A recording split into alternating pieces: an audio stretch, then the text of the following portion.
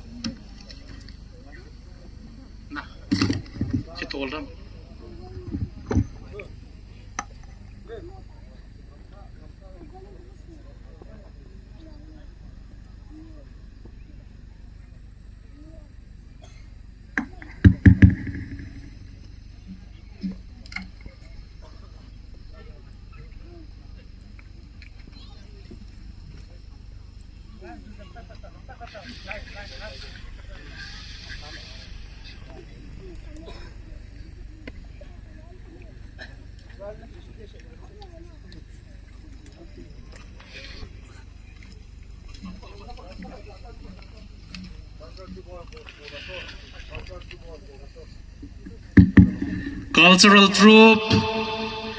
nang jong na kisa chai le nang walanga to namun honan lo ta devin pante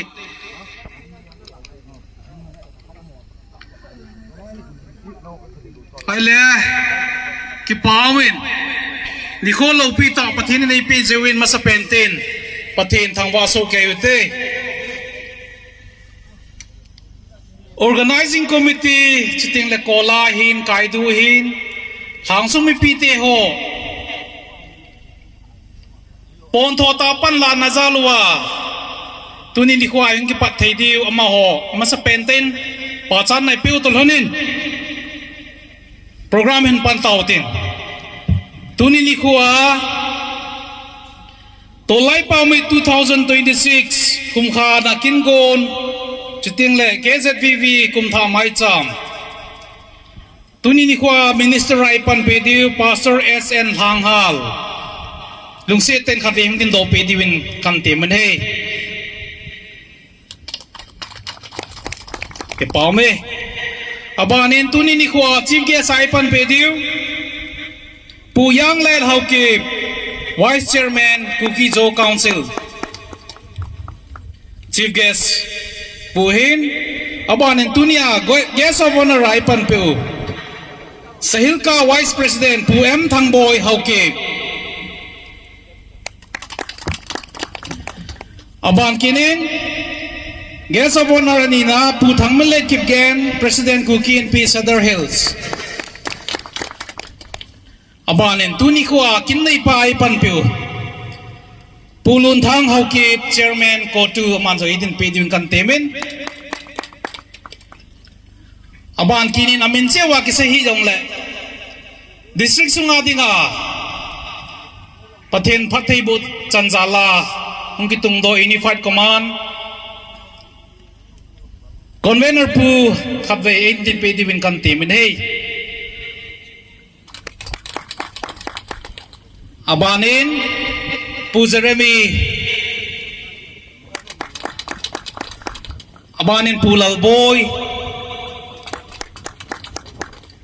Siting le patan pui puzang pu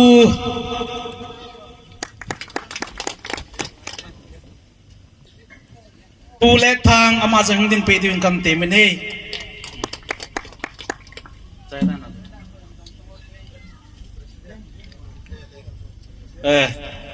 siting le tuni ni khwa zam ta pu president kele kelo pu Jacob ama jang khabeng din pe din kam te men he ke paume adang chu ololin na pungkin utin gahet thei se za chu kaviadin ko yutin tuni ni khwa ki patna divin phatlan do na taw pu paukam local church local Christian church ama ko utin hichiong ki chaiting le pulamin thang kipgen Center Defense Committee O2 Defense Department ama lim na tse dingin gut san na man lang tuin ke pat na phat lan do na dingin pu pau kom ama na ko tawin he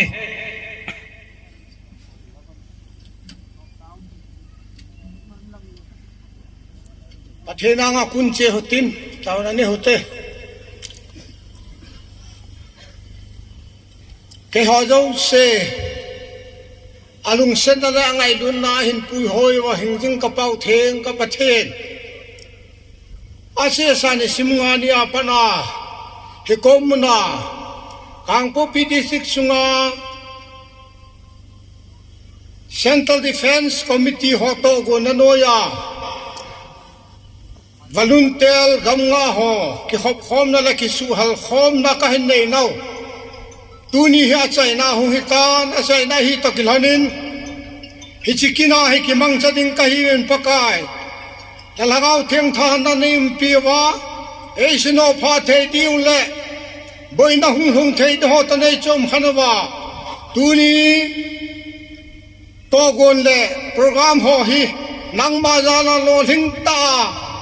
ka chai the na diwin na tha tan thil bol the na ngai cha athi san theng tai la do ka pakai Jesu Kristam na kong tau hi amen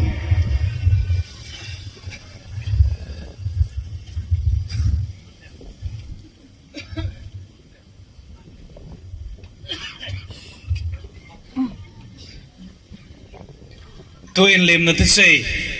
convener CDC ama ong chai chai ting le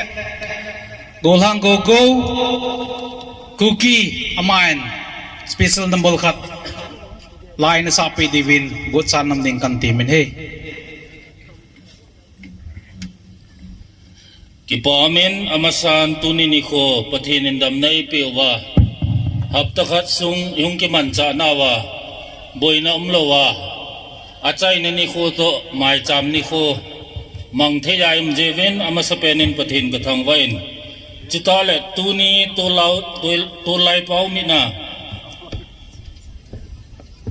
kin thiam puwa minister ai pan pewa pastor SN Langhar chitale chief guest ai pan peu pujang let haukip vice chairman KZC guest of honor ai pan peu pu M Thangboy haukip vice president Sahilka chitale pu Thangmilen Kitgen president Kuki in Pisada Hills chitale tunia kinnei pa ai pan pewa pu Lunthang haukip chairman Kotu chitale tuni special invitees ti de hin kin ho in nei thei nau he UC ho panhat jala hi zen ama ho yong tunia special invitees ai hung pe je win ama ho chung che ko tu defense thalengin kazana salam kahin bolin he dunia ngai lu na nei ta phat te ho nan pi do wa boi le long leo chun volunteer ho ngai lu na zala ka ngai chat dung jui wa ges ho hin chitale minister pa hin hola cho ho hin chule tuni ni kho ai thil bol naw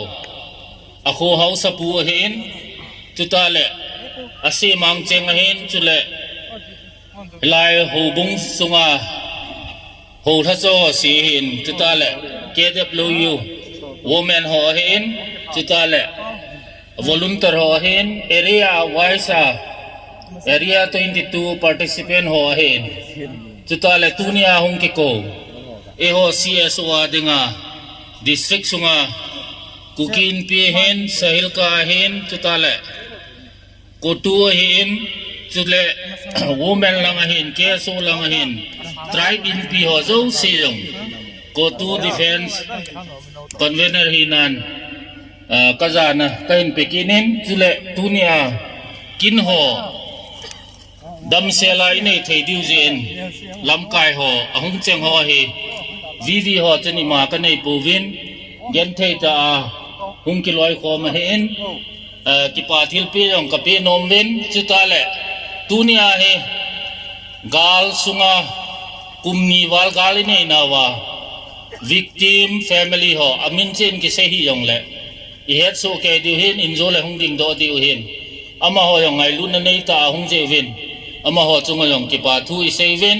chuta le mi pi ho chuta le kho sung mi te ho thang sung ho ko hi yong le hung zo se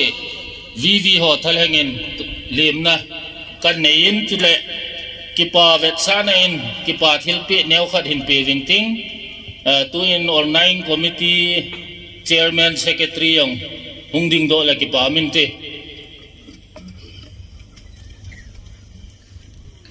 in ko no se ko aban ba le Yung to. in sil pe ko na ama sa pe na tingin tu ni a ho tha minister ai pan pe wa pastor SN hang hal ai din do pe la ki pa min te se hin op ti hon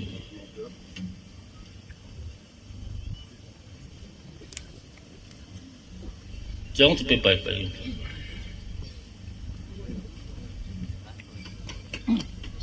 abana zaum ta pu jang let hau ke vice chairman KZC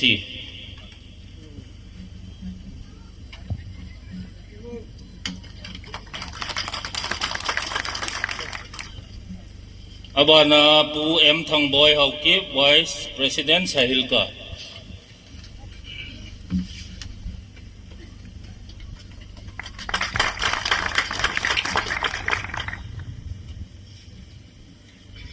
abana pu thang milen kitgen president Kuki in P Sadar Hills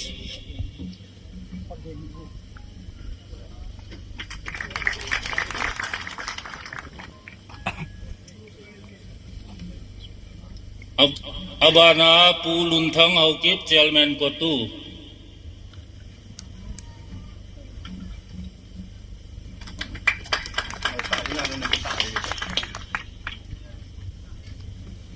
abana nama dinga jaum ta pu jang boy UC convener edin do pe le ki pamente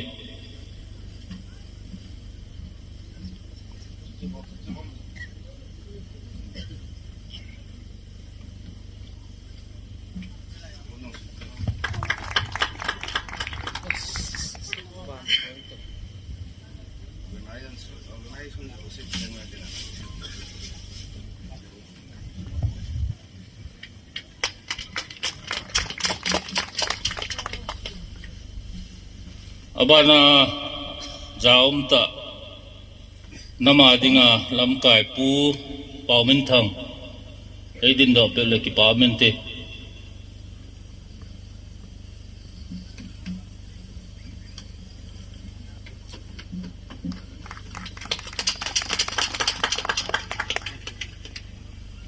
abana pu henlal general secretary KRF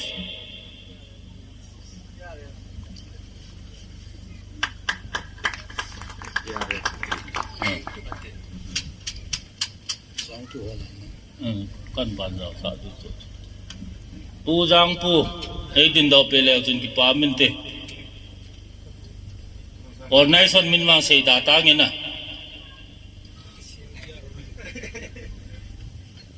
ki sel ho he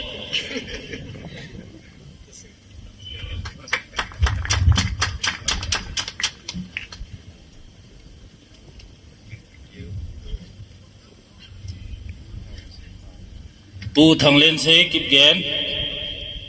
Kuki in P Sadar Hills kan ko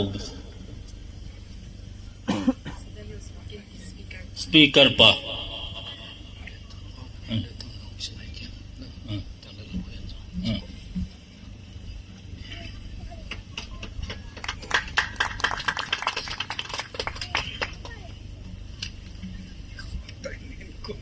abana pu let thang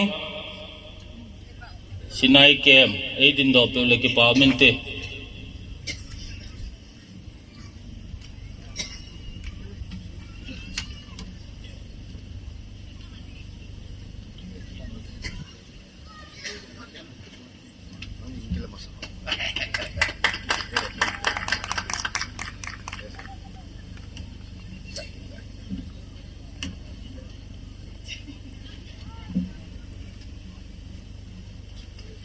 abana pu lal khoen hong sai ama hi eho puki thingnoi lai senior mo se de hin nampun khat hi to tunia tolai pau committee a kona he memento to moflar khat ka pe diu hin ama yung din do pe le ki pa min te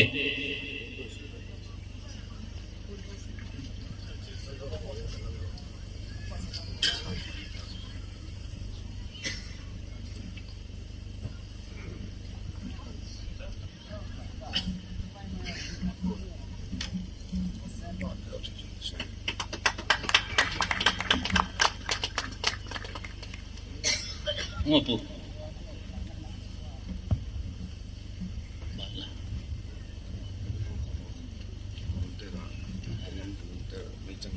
pulelen medical pai hung din do pe lutun ki pamin te medical convener pulelen aki sukha ho volunteer ho chu nan aban banin in ko lutun ki pamin te tunia ilawa hung tha galaya ito khompiu volunteers nama denga thopala na pangho he tunin jong ilawa hung tha ovin yi chun amu jong volunteer so na to khompi hon ka ngai lut na win thilpi neo neo ka pi no mo wen long set ta ning din do pe wen lang pu le lenin in lam kai le phante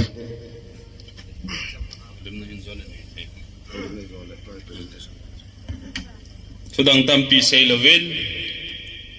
mi tampi ki kovin ahin, aphat anakino jain ahung thong zo lo jong tampi anomen jong le tunia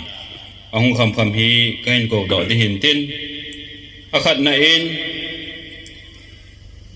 pu thangin neo pu no neo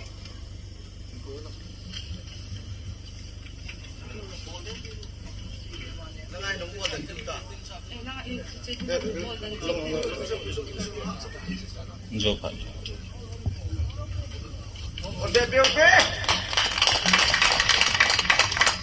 atho sim hi zo teng le phat ka chan teng le ki su kha dan ho hin sei diu tan ten abanin khamlen pau olang khamlen pau abanin khamlen mang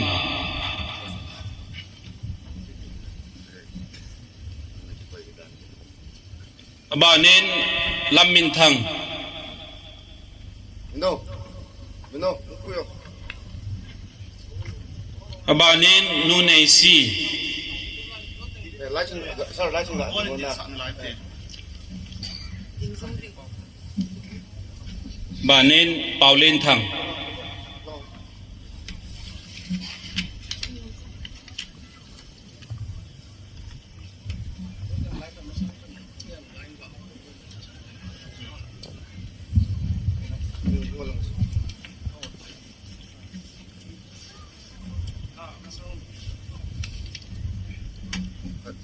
Đừng bơi, liền thằng nó học được liền thằng nó. Thằng đừng đến thật, nó thằng đến thật, đừng đến. Cú yên, thằng cú yên. Thằng.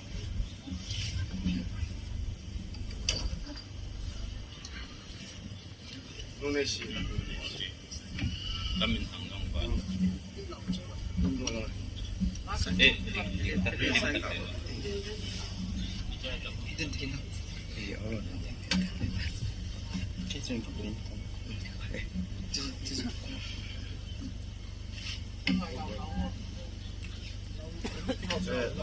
Sao lên gà tu tiếng dâu luôn. Nó vậy nó. advan na lai khat en pe do to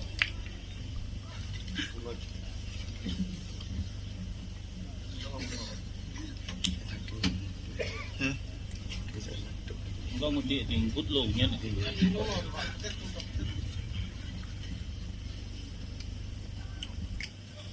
Con gà bé một tê.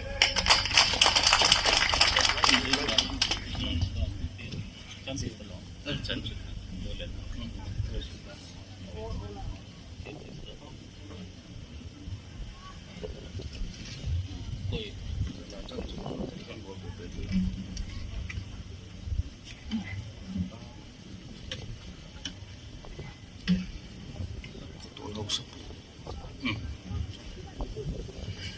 achai na ke yadingin ki pathil pe hichi khoi phal pe wa vivi ho tolai pau mit bol den dinga ai phal pe wa hozol hau sapu tungjang hau sapu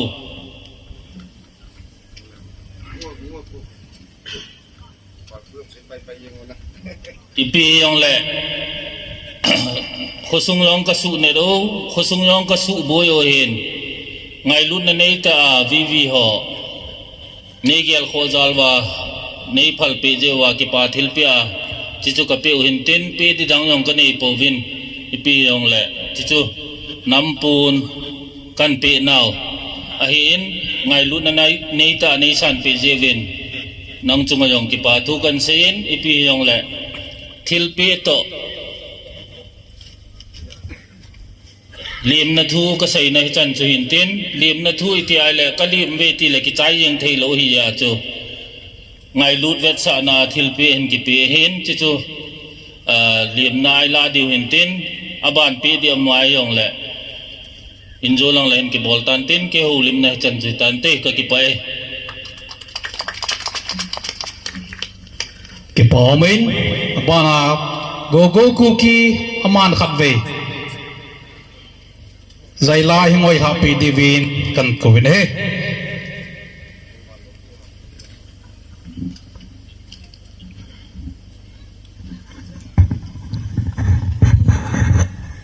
hello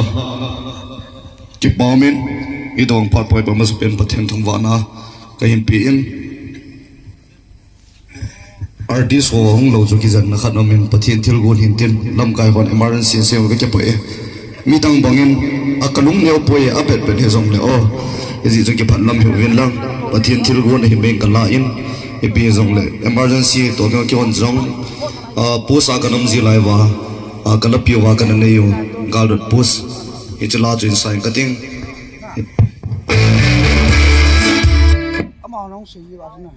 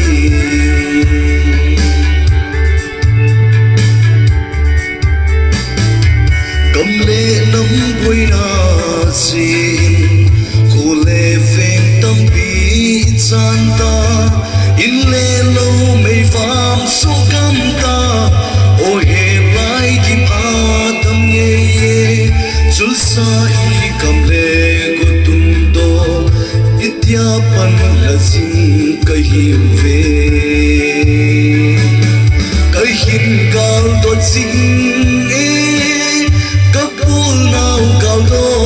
sa ko o silung hel aung ngei se asang fa ham kin ngai chu nop lai ni alang singe ko ki thei la hi ta lo nop na mang sa tum to ki na tin ka pang sing hui loi zeng to a hi ngari ta pi sing dhamma iki mu kitna di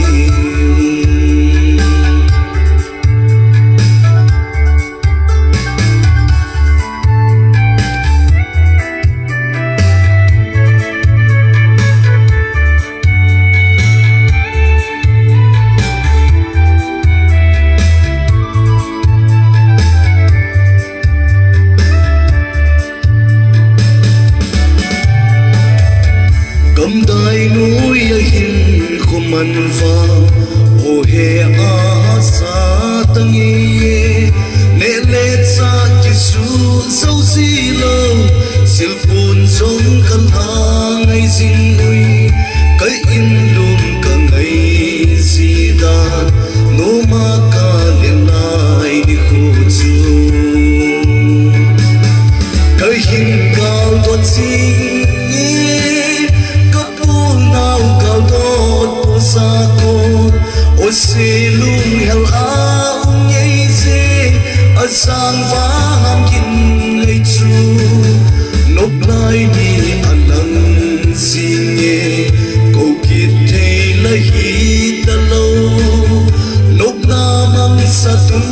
do ki na tin ka pang sing ui loi zeng to o hi ngari ta pe sing dhamma iki mu kitna di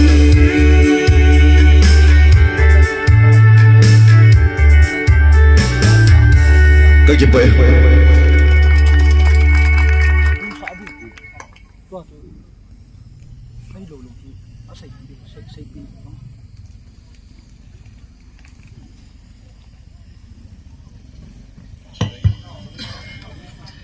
Gogo Kuki ke paumin program ban salutin program hi veleu hen machang ho dopna kiti hin tu item hi chi them chakha hinil chening kating izua galaya hungki sukha mahapu machang meichang jong sunga am layong omin hiti ho chu tu to lai pau bi 2026 a he nampi ni pigel pe thewam ti chu ngai tu na thu ta kin ne ya program ai kin ha bai asin na tinga chun medical convener pu han kulen ama phala dingin ne ki gontin dammo ve se tamta gal sunga in to wa ki su khan ki to khana ama na ta sa ta an to pa hi them khat mi pi dingin ai pun do pe untin hi chu zo ting le to lai pau me 2026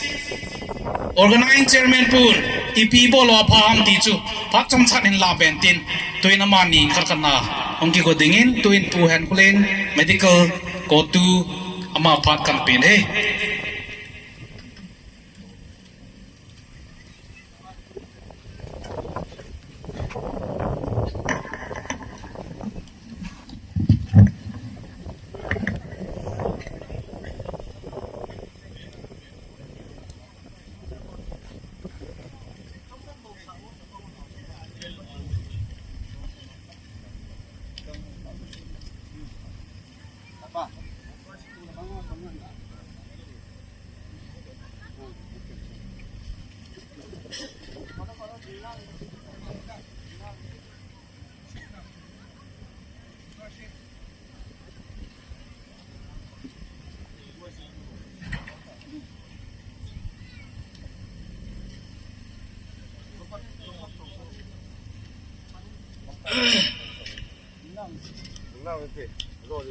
Kipao min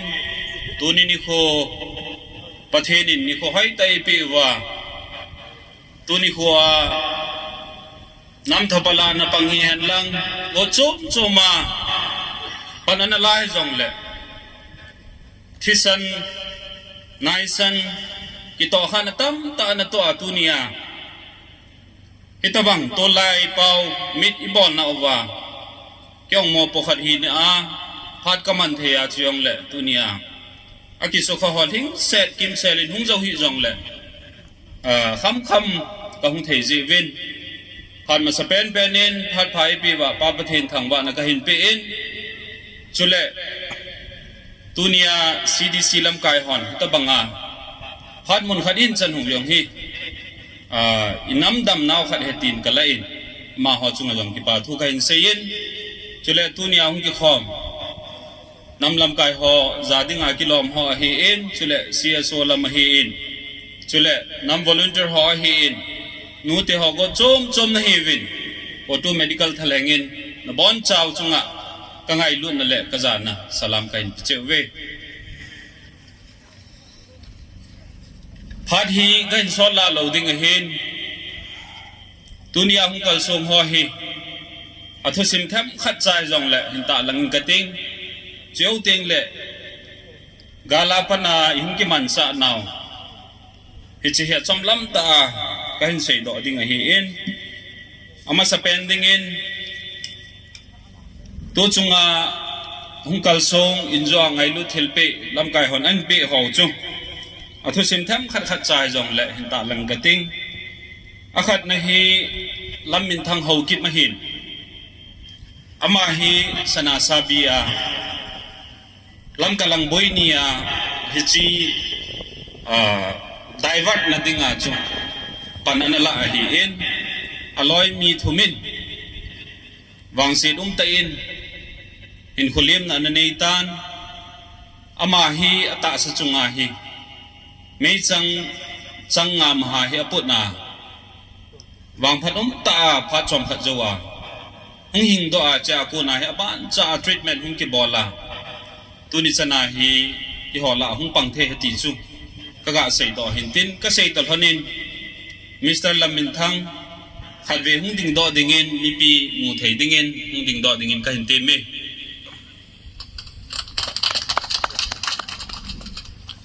abanin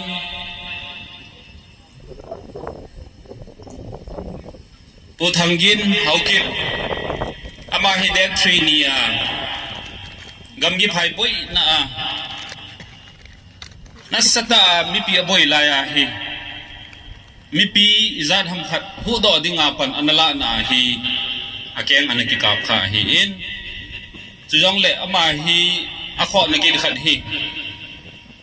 adang ho hi pathen lung se din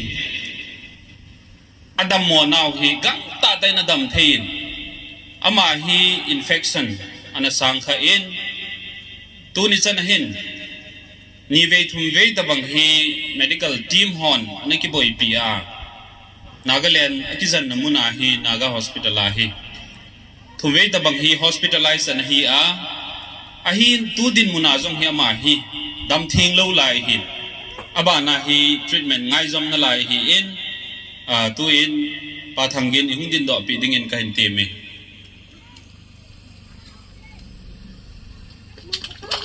ama hi in muna ain ko te in aluk muna elle tu ye tha pi wa chule azun ai ti ho chu inai hoi ta ain ko ten avet ko lo hi in ichan ge ya hi gen the na thu he ti chu tunia bi ho zo se ni het di wa kain se do hin tin abanin kamlen mang hi kang su fighting an ki tong kha hi in ama hi gal ki pat ti lai hi in agil hi munizat ham khat na ki job ma hi in awai jong hi adunga wa hi ti ki ajing hi in tuni hin screen han lang akisu kha ho hi alim ho jong hi imu thei di win ki ta lang then lang le akinomin a hin a hi thei na lam lama chu ki man cha di tan ten operation ni ve thum ve ki bolin tu chana hi a physical movement ata sa akiman cha na jong hi tu chana hi pe ham dam thing lo wa hi ya he ma jong ma ba na treatment ngai na lai ti chu ka ga phon do hin tin achom lamin kamlin mang yung din do pi divin kan ti me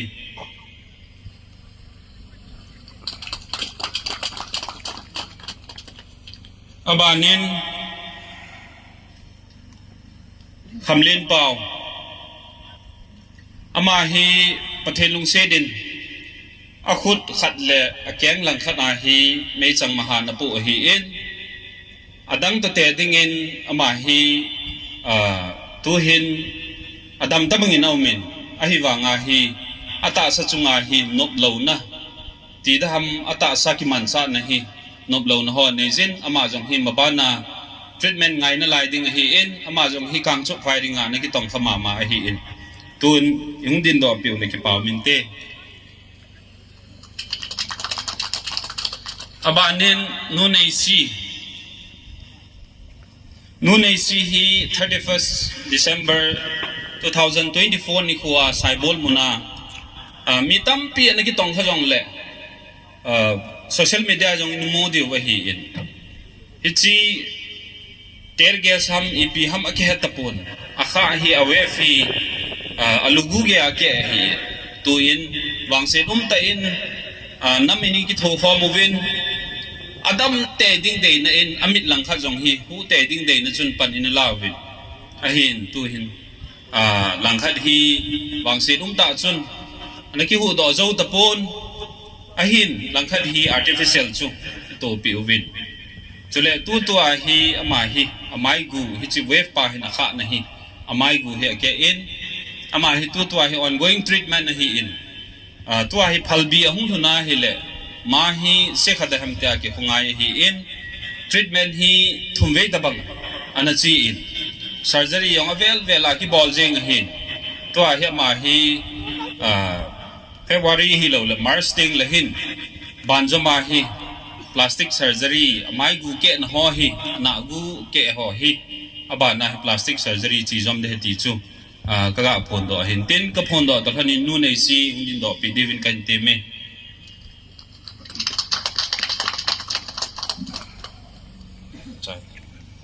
aba na he hi le paulen thang bon chawai mu jing the wa hin ka ko ma ding pa hi hi in highway boina hi amazon wangsi chung jong le tunin i hol la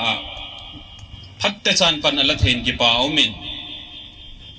me chang life raunin abel anakha abela ko na hi apetia ko na hi awang phat na kha cha peti ki thop na lai ta na kha kha hi ichi kha hi lenga agil jong to kha a bladder jong azun bu jong to kha a me chang hi leng pe ya tingwa na be hi phat sot pi dimapura treatment ana chi in surgery operation thumve ni ki bolin tua hi pathin lung si na i hola pan la thin au min ama jong hi mabana hi te achu check up chi jom ding he ti chu ka phone do hin tin ama hi le mu so kevin ka ko ma ding hi jenge hi chan chu tu ni ang kal sung ho ka sei banga ka hin phone do na hin tin adang sei ding tap pi au min ni khat sei jong lang ni sei jong lang ki sei chai jo lo ding hin ahung zo lo jong mi tampium na lai hi in kho de hi a hin tu ni in ama ho ahung lo ho hi bon chan ki phom hen lang hi le ha tampi la ding hi in hin phom na tang ka ting tu in gal sungai ki man cha naw hi chule mi zat ki tong kha mi zat dama hoi lai lai incident ipiu mam ti hi tu nia het nom so ke deu ka ta sanin hi che chom lam ta kan phon do ding hi in that 3 ni akuna tu ni till that 10/1/2026 sana hi adam lo ki boy pi mong hi ko tu medical in ko tu nan ki boy pi mong hi zaget to som huble sagi hi chi hi including VVA hin chule incident base ki tong kha hin chule IDPS hi IDPS hi September 2023 sana ne ki ve in government ako na i ma masanga hin relief camp jo se tam jo ahi lo le montina medical ngai sa anom lai chun anaki boy pi jingin ete aju panana ki la hi in agom goma jagit le som gup le sagi hi ni boy pi do zo win hi cha hi bullet injury ti ting le mei changin kha ปุ่มปีกิตองข้าหิดาฮัมไอ้เราเลยfront line firingหิดาฮัมไอ้เราเลย accidental หิจงเลยปอนากอมาฮิon record ฮิ81ฮิมีสอมเย็ดเลยมีขัดฮิกังปูปี district ที่ไม่อยู่หิติน including อุครุลงกอมมาฮิสอมเย็ดเลยขัดฮิอิน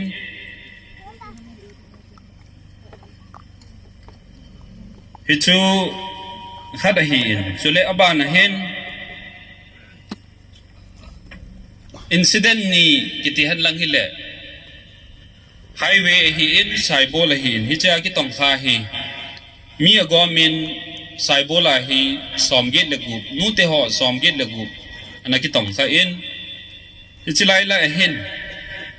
mi som le sagi hi bullet injury me chang maha na po me changa na ki tongkha hi bin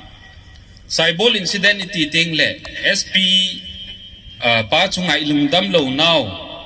hichinia protest ball nawa na ki tong kho ho jong chu hichai include hi in ya cha gom ma hi mi som la mi sagi hi bullet injury me changa na ki tong kha he chule highway hin mi gom in mi som ko le ni ni ki su khaw win hicha hin me changa na ki tong kha hi mi som tabang me changa hin ana ki tong kha in saibola hin tu hi ongoing treatment ngai za jing na lai hi mi nia omin highway hin akizan jom jing na lai mi nia omin chule tu nia invite ball ho ama ho case ho tabang hi mi som la mi nga tabang hi tu ni in boy pi jom ding in on record aki ko in it's hi tu nia hong ki khom nam lam kai ho hin chule cso ho hin nam min pi te hi bin koi hi jong le hen tunia hi gala ki tong kho ho hi alang pi ai se ya hi le khat ve ni ve ni ki zen zo hin ama ho ki phalam jong om ji bin a hin tunia hi ain munna azun e ki bo a ain munna naw sen sinding ko mutalowa anaw sinding jong sin zo talo ai lo le in sunga anu apa again thei ji a na jong tong thei talo adam mo sa ti ho hi tuni in ki hon kapuna win ki ho pu na hi na ho zo si ho zo sia dinga jong tunia i share we heti hi tunin ka sei do no min tunia lam kai hon hi chi hi ipilam pi go nu wa ma ho zo se hi 100% adam heng sat diu ki ti wang chu thil ha sa hin yong le tunia hi izo chanuwa adam thei na chan diu le ama ho lungdam na chan dinga hi izen do thei di pau hi tunia medical team ho jong ka kinep naw kha na hi in chule chuma ba na chun khat hin phone beng ka ting gal sunga hin akitong kha tam ta jong chu anau min chuma ba na hin khu mutalo kitile amit lang nia jong khu ki chi a mutalo ding ai lo le amit lang khat talo gal je a ai lo le go chom je ai ta na ki tong kha hi gal sunga hin ki ho record hin mi segi da bang hi tu ni in au min ama ho jong hi ti ham zen jom ding yong na lai hi cho jong hi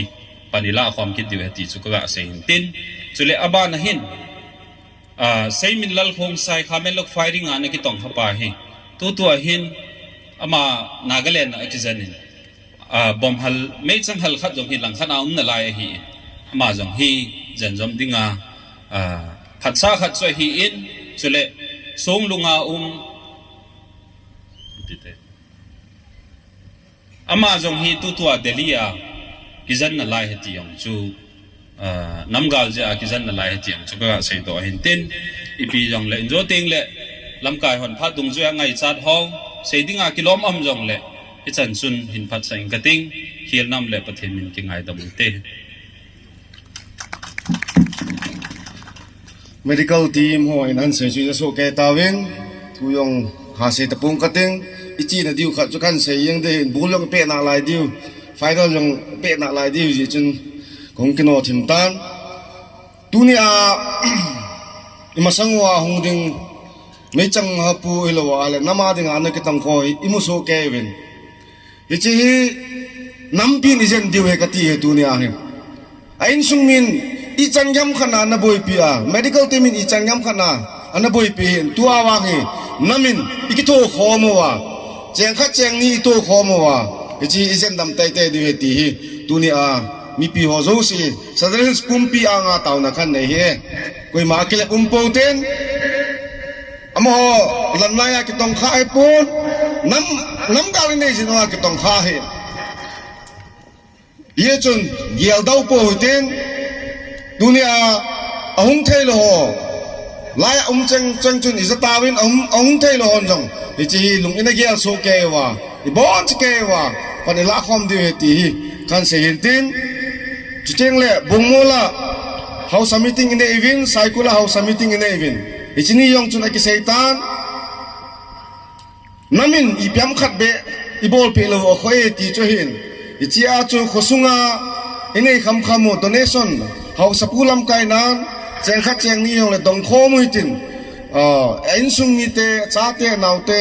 school admission be bol pe uti kiti hin tuni chan ge chun ahung lut nai pun follow up cho ki bol lo ji hin tin dongong chu don mai theo hin I cho jo se hi medical in charge pa pu helinin an follow up ding in jong pi do na khan na yin he I chu hin tin ki phatlamum the yen tu ni amo gen thei ta lai ila wa hung that piu I jong le ngai lut na za lai ki mu to khom hin tin lung neo hu win lang to khom pi volunteer so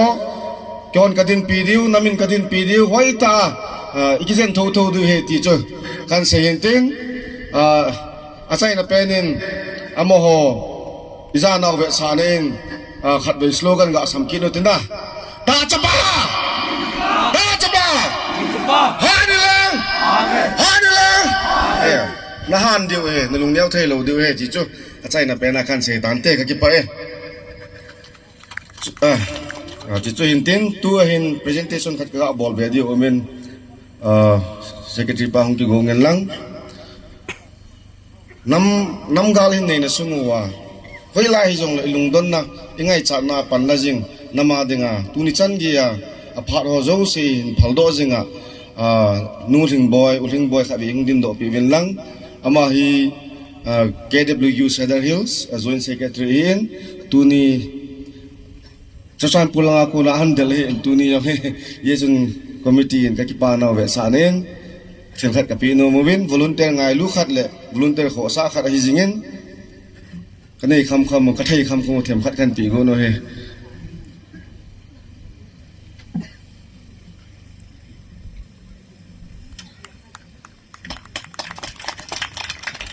kema phat chan chu tan te kon da pa phat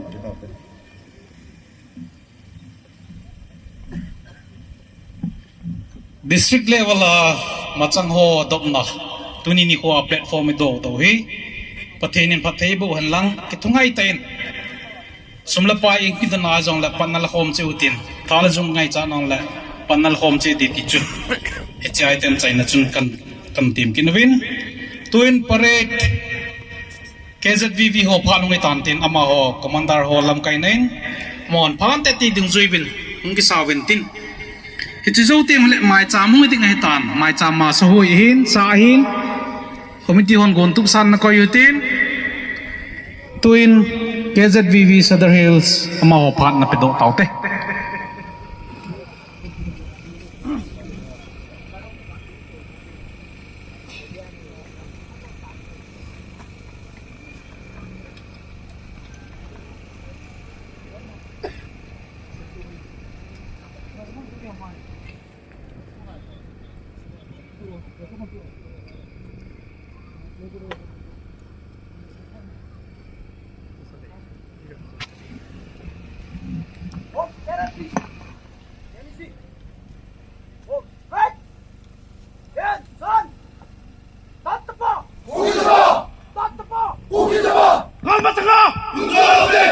All stand at ease.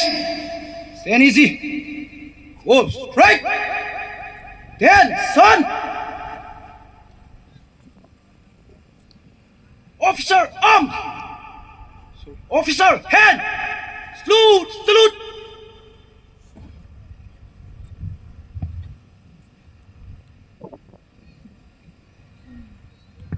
All stand at ease. Stand easy. Hold straight. Hand, son. Left, turn. Left, turn. Hold stand at ease. Stand easy. Hold straight. Hand, son. Right, turn. Right, turn. Hold stand at ease. Stand easy. Hold straight. Hand, son. Nampi spy. Nampi mina molem so. Sana be. Nipi bones kayo yung gadingute.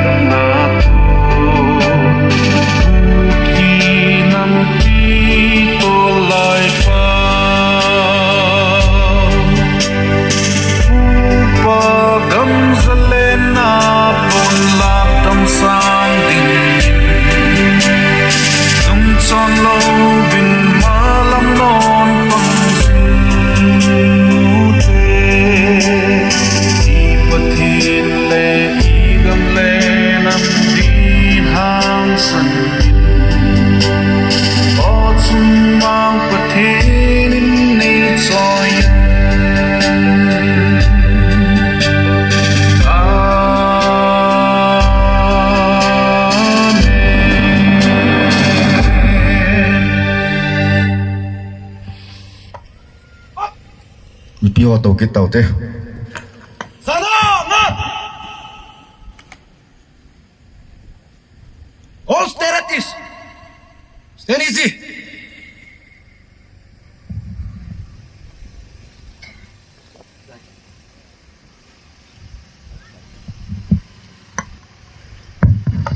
Piwa khot gabiang so keo te. Toy masang wa hong ding volunteer so hi gam kai yo sia khat khat ni ki chom khoma tu ne hai masang wa kilung khat vet sa na pret an bolo he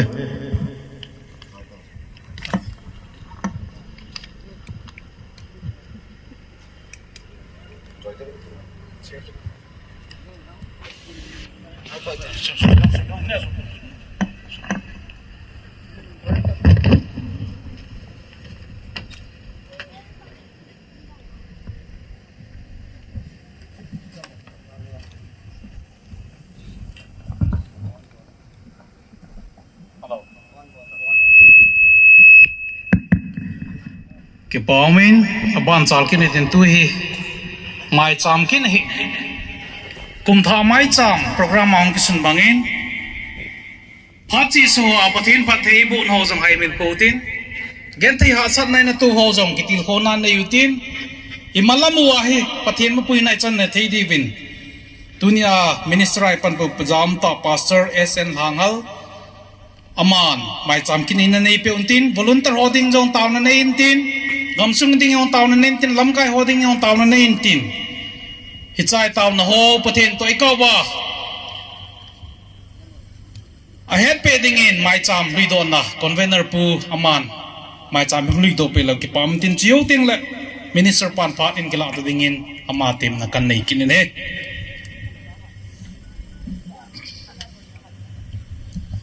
ki pawmin tuni hi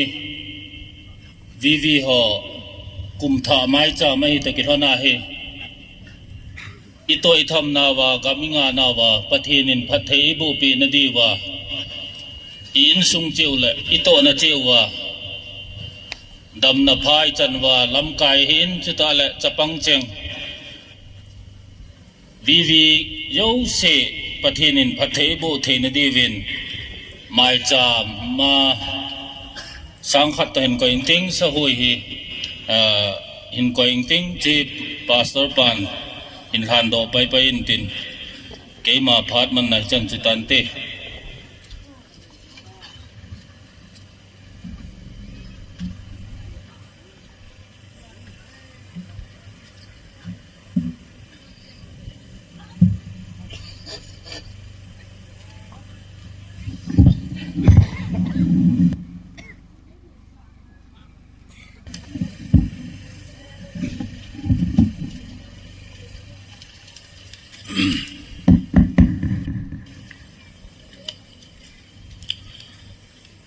tulai pau kimutona ni ho epi wa papathen amasan thangwa na kan pe ne he tuni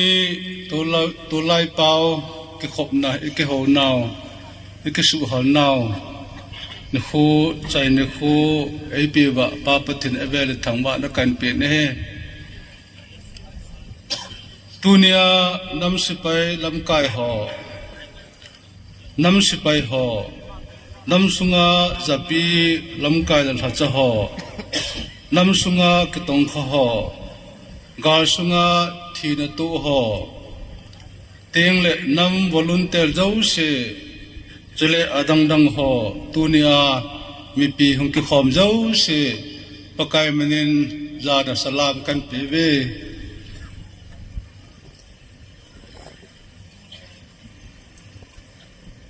pai nga taon mang ta diute alo pi pen ang kon do nal ka hong kile ke dung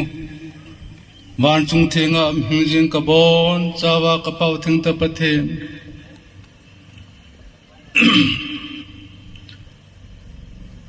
kum sa ni la som ni thuma ke pana Manipur state sunga ka chen bom pi hawa kora ni ve gente he sukatu now to he kum thum hung hing de hetan to kum sa ni la som ni la go den puigal ka ewa to ni sunga thopala panga nam volunteer ho jau sele alam kai te ho sang pia japil alam kai te ho jau se me pi ho chang se tunia kabon sawa lungbong thamonga kam thei ding wa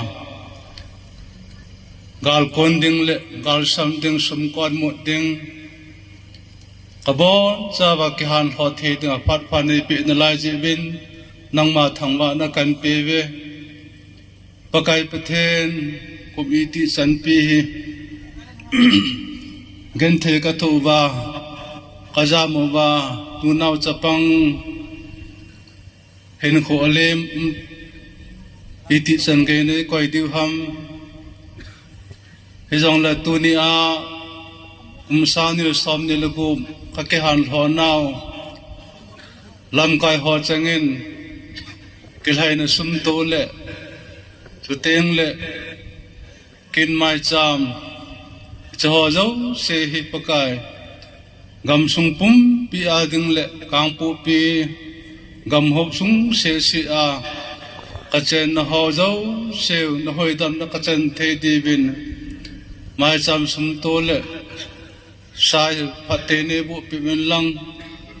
nang ma thagau theng ne bop jing bin de ki thu pi bin ti a na khot thengan hang do thang ba te thu a hat chung nung pakai sum na ka hung ta ba he amen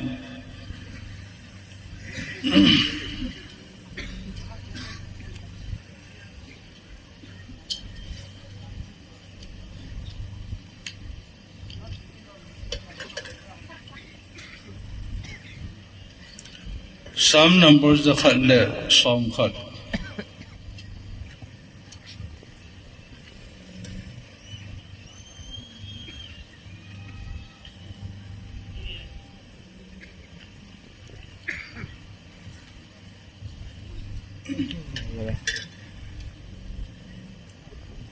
mehem kisun pisangen pakaya ngai da phajoi mehem lam kai te kisun pisangin pakaya ngai da phajoi atin India te kison pi a hing the yong hi povin Manipur vai hom te kison pa hing the yong hi povin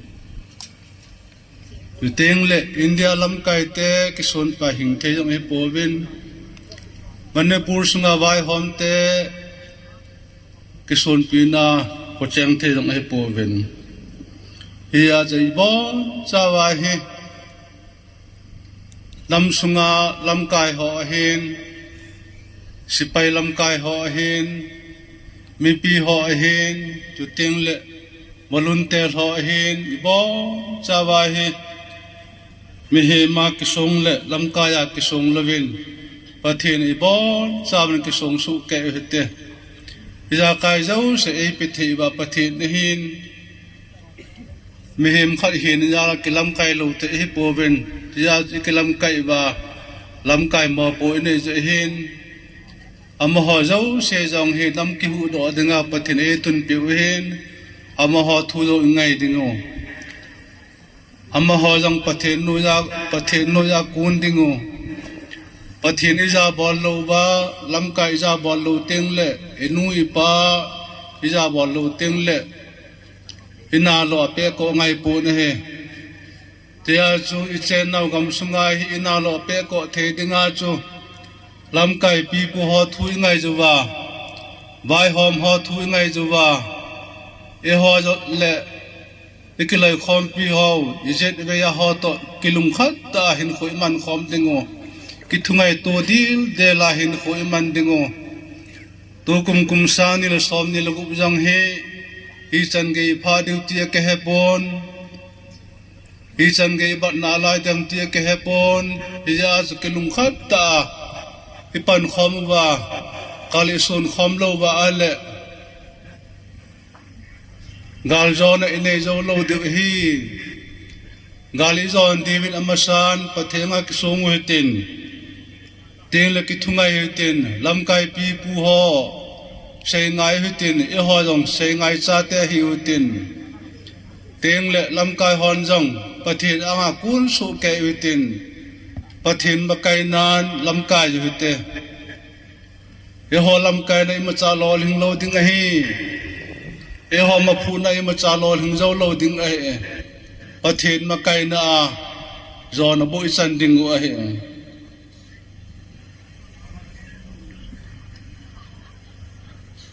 hi khem pa hi ke se ma hin aman me holin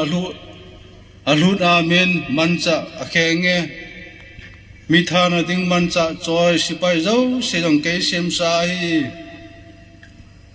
mancha en na su si pontin na he zo se nil hanate kalhacha kapan pia gal ka zo sa ding hi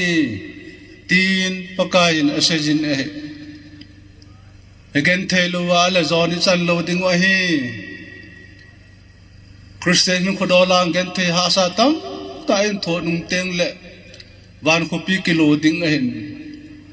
tun nong i chen na gam sung a hin gen the ha sa tam ta e to ben amil hilon loy su teng le amil kila do loy sat thelo ba azun ne ki pui thelo mol ke phua wa le mitam ta me yu ma hin anum talo apam talo asopium talo pakai pen ni khonit jang num talo hichan geja hi esugen thei ba igam sung vai hom te lim sem tu ho ten hita hi chung wa gen thei ha sai lut khom mo hen je chu ni bon cha wa he e ho ki ba pi lo hot seng khom hi je wa chu ta san ki ba pi lo hot seng khom hi je wa chu ha sa gan the tho wen gan the ha sa to tin e ga mu he ke lo da tin e pui ba ten gamani ji kursa meching mithe mo anaman cha bani ji kursa hechagam sung chu e ho gab hung hi a pakai lengam inga dingo Christian hi ji akisugan ten taloding hoin ki hanam taloding khusung ki halum taloding ahe hichigam chu ehon ito pha wa egam he non ta pathen ho ba pakai lengam inga dingo again the na hoi ha san na hoi pathenin en kile do sa dingo ama anga ekun ba ama anga hi kosa ba ama se ya hi hin ko iman ba hele pathedin gama phathe bu dingo ai tu na hi again the na hi ma chang nge lo ding hi ahela pathen tu ngai lo ba pathen no ya ekun lo ba hele dunia sa ngai ha sa che a hi pathedin mi an man cha kiding ti sanga ha sa tam tai tu na lai ding en ha sai tu ben lo diwin pathin kom na ju hitin ichon naw kinung ve nu hitin ichon naw khe lu hite dunia hung ki khom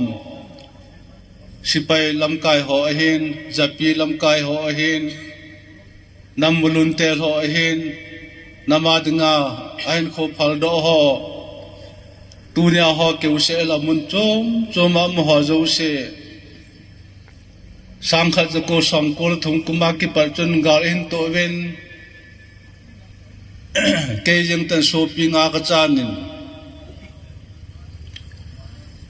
aji te talo sanu khar se ne yang ka jin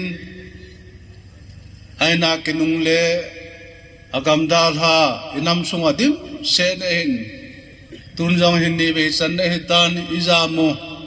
gen the thu naw ni be hitan thum ve lik sa po hote lam kai ho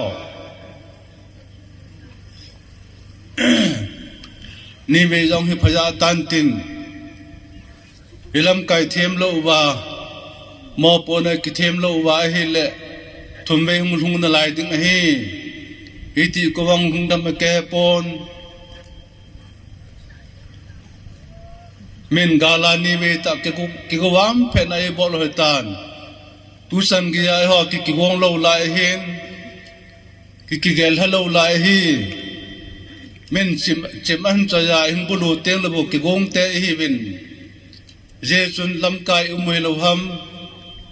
pathen jong ene je win mi pi lam kai pha cha denga pathe alhan do ho pathen gel do hotin Christus Jesus pai phata bangin gen thei ha sa hi thu kim pin ati Christian khat hi na gen thei ha sai tho lo wa hele pakai lengam akilo thei pon koi ma cha num ta ga ma lo lo he gen thei ting tan jo se athu a men ga ma lo a hin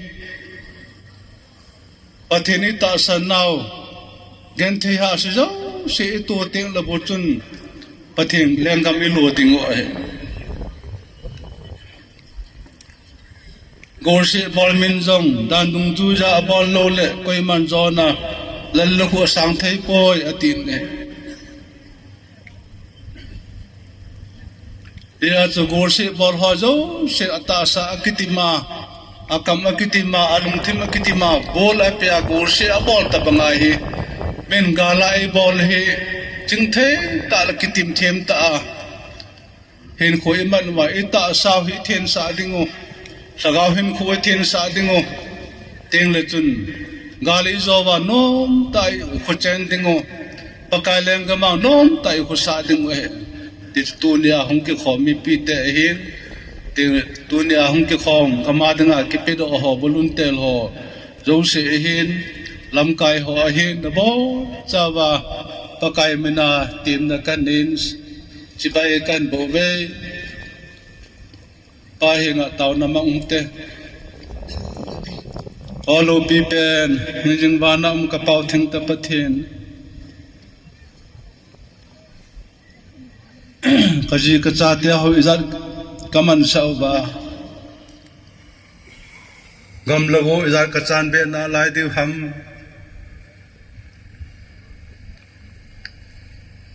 นี่ละงาอิจารกษันเบนะลายดิวฮัมก็เฮากิบะปีโลเฮาตะแจงคอมก็เฮเจวินเอสุกันเทวินก็ตาสันนาวก็จอนนาวก็ขานาวกิบะปีโลเฮาตะกะแจนบอมจุเอสุกันเทวินนางมาตาสันกิบะปีฮอเจงินจงเฮนวยนักโกนวาเฮสุกัมโกนเฮนahin la nang man hin pui gal kai pe wa pakai nang ma kanungar kha hutam kumsani la som ni thumen galin in bol kitabin nang ma kanungar kha wa hi jong le nang ma hen ka hin zo na wa ka son no ho ka hin no ho ka ke vet chelu wa gen the ki telo dengen nasagawen nang manay panpiwin nawantil na nga sawin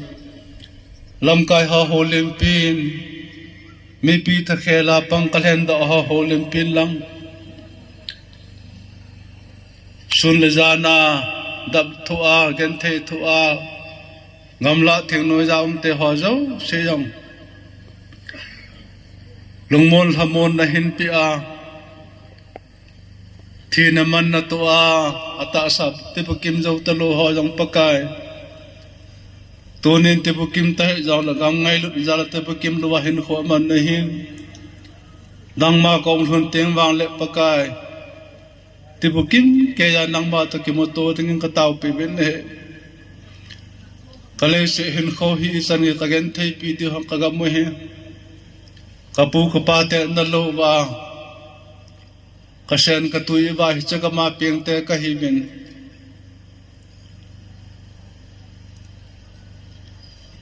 pulapa te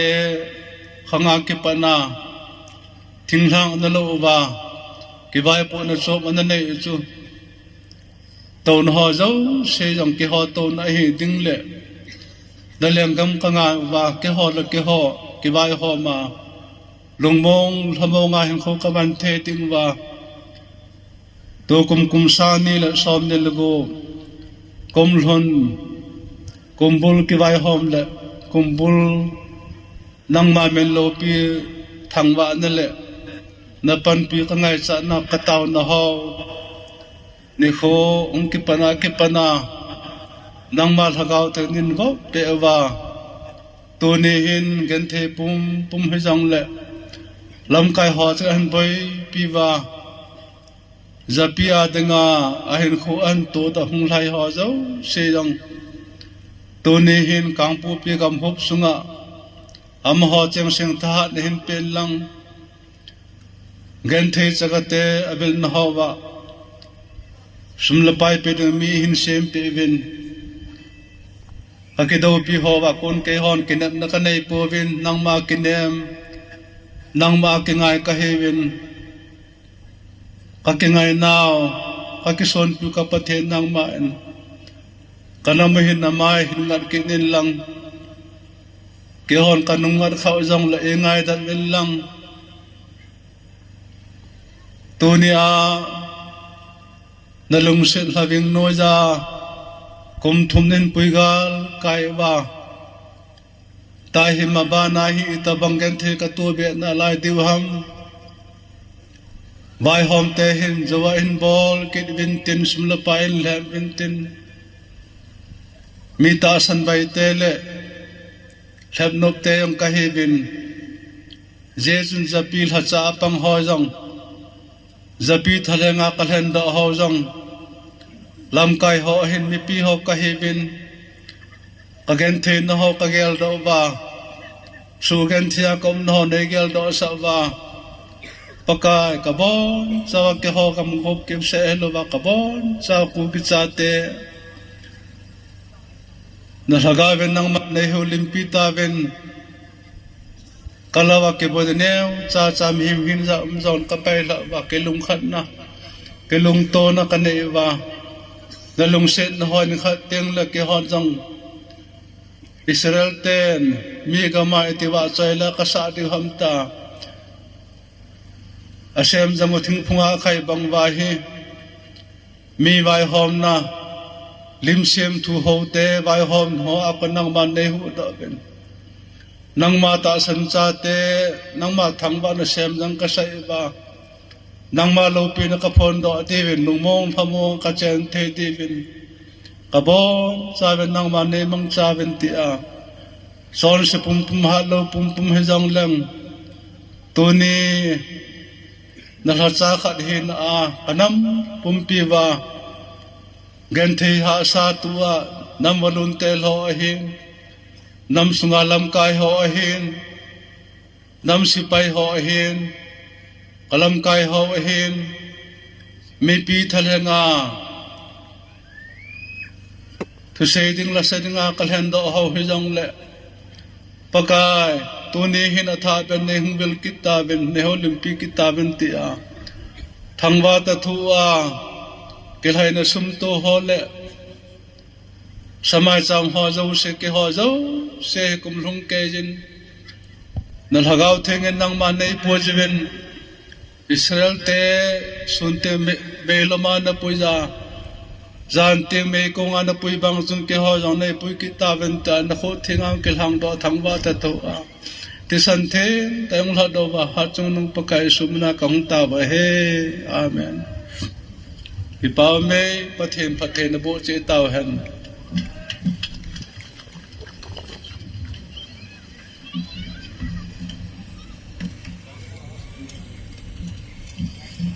ki bamin aban chekit pa yengutin tua hi holim na special invitee so ngoding etan hi unified command ngoding hin hi yuting le program in yo chat ga khel den Sikkim cultural troupe namlam bol ding hi bol yong phung nilang lu nine pe diu hi je chun ni sa yong nim jet tan he je chun football pe hap ting le Sikkim cultural troupe mo hin mi pi entertain na bol ding ha mading ane ko divin kan temin tuin special invitees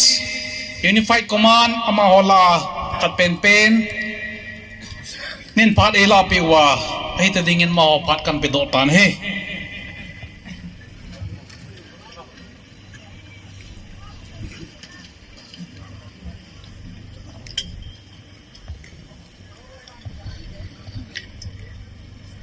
tu kum sang ni le som ni le go Central Defense Committee ho to gon na noiza to lai pao meet hung ki bol na tarik na akona toni tarik som closing ceremony chan geya in pui uwa pa pathen hi je in ama sa penen pathen ka thang wai na he ipu ipa teo thing thang gama anaki wai ho mo chun hausa omin semang omin chule thang sam tu lai pau hitia hi department thing se na aniki wai pu a hin khosung khat jeng yong chu tunia tu lai pau itiu hi kiwai hom na dung zuya Minister of Defense mo po na tulay pa wahiin wana kunin 6 sangay unit inay uwin ibon sawa kim kejin pangzo hi yong leo hen gamla na madinga buffer zone frontline na tuni chan gaya kachol tai tilowa lunglu ta le ngai lu na nei ta a hangsan ta a pan la a vivi ho nahi je win ama sapen penin vivi ho kazana solut ka bolen he Headman Lovin Chen Khompi Phai Tola mấy thầy tiền gala in bolta win Phai Tol sungan mi pin ei lon khum win ai ma don che a kin so na ding ikingai to win id umta ngai lu umta so pi sangam iyan ham khanin ain khu achanen ipu ipa in alahu do sa igamu thingthang gama atha be in bel ke dovin ihung khosawin hichito ke hona chun district dang chu ama ki wai hom na noya ahi in gal kap na hi han lang ipilam pi hi jong le ki vai hom na be ya lol hin na lo hin bible jeng in zong sumkon kin akichi lo le ko ham gala kun ding tia ei thumok dung zui wachun Sadarhius Kangpo P district sunga hin VV ho hin chule nam gol hang ho hin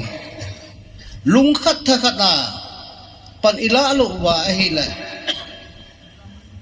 frontline buffer zone hi garmi tet ahin tumke wa ikhopi chan ge u ala thei diu din mun ahi ta je chun nam sipai lam kai lubo hon lung agel khom ovin ache sa July 23 kumsang ni le som ni le thum ni kho chun es mongbung khomuna za umta pu president ST Thangboy KNF chairman UPF in ama makainan district pum PA so group hanlang non so group hiong le lungkhat thakhat na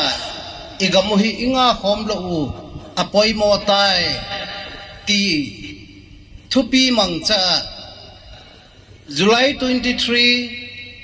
2023 ni kho acho S mongbung khomuna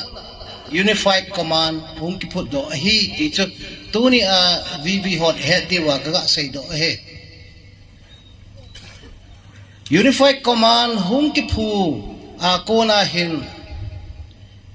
henge igam kai dung zui wachun Central Defense Committee ho mo pu na in unit wise a naw mun to keto a duty ibol hin hizong le administration kiwai hom na hi tuni a tolai pau mi ibol to kethona Department of Defense Ministry of Defense he eho Kangpo P district Sadarhius Pumpi a hi unified command mo po na noya na ito hi ti pa hi isu min lo diwa VV hon no ehet diwa kaga sei do no he tuni a hin ithasit lo diwa hi hangsan ta gamla na madinga pat ila diwa hi ehon gamgi nga zewa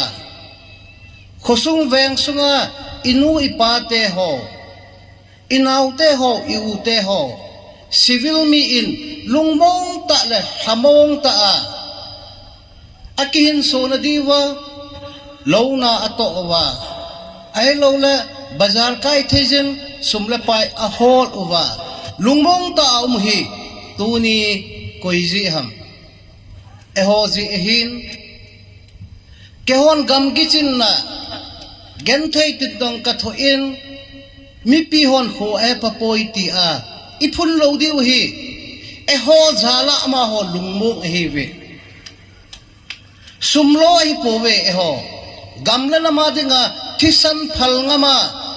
inam mi pi te hu do ding le igamu nga tuk dinga pathenin mo po na e pe o responsibility chu tuni a hi eho mo po na hi gamla go nammi pi te ihulel ni wala he chu eho the mo na hi he a chu thaselowa lunglu ta a hangsan ta a gamla na ma dinga pan ila naw hi ichi zom pi jing jing di hi itasit lo di hi gal hung ki patna konin inzo in victim so tuni in ama ho zalin ikithangat uwin ikilit sa pi win hi igamle inam diwa ama ho zong mahapua hin khomang ahivin ahin ipihiyong le bidoy khat neya kalsong ahivin ikinep le lodiu ikisung le lodiu hi nikhat ni ting le galzo na ni kho punlap ki khai ni kho umding ahin chuni kho teng ta le ibon chawa ikipa bagwa chu ikipa so ke di ahin chuni kho teng ta le ama ho jong kisumil lo de hi e ho chang jang su mila yum lo di hi ti pa chu thuma kaya ka sei hin ten za umta unified command pu convener sei dinga lom adang se se chu aman phat engla pi di ama phat ka pi he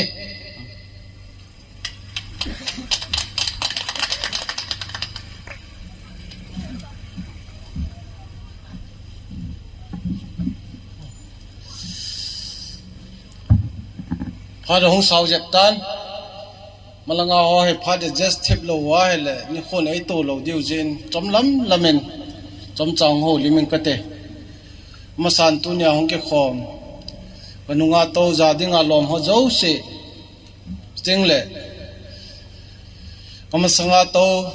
ngày lúc nó ra là hong cả sung họ giấu sẽ nó bon chào bên cái ra nào lệ cái ngày lúc nào salam cần tiêu này tu nhà mi tam ten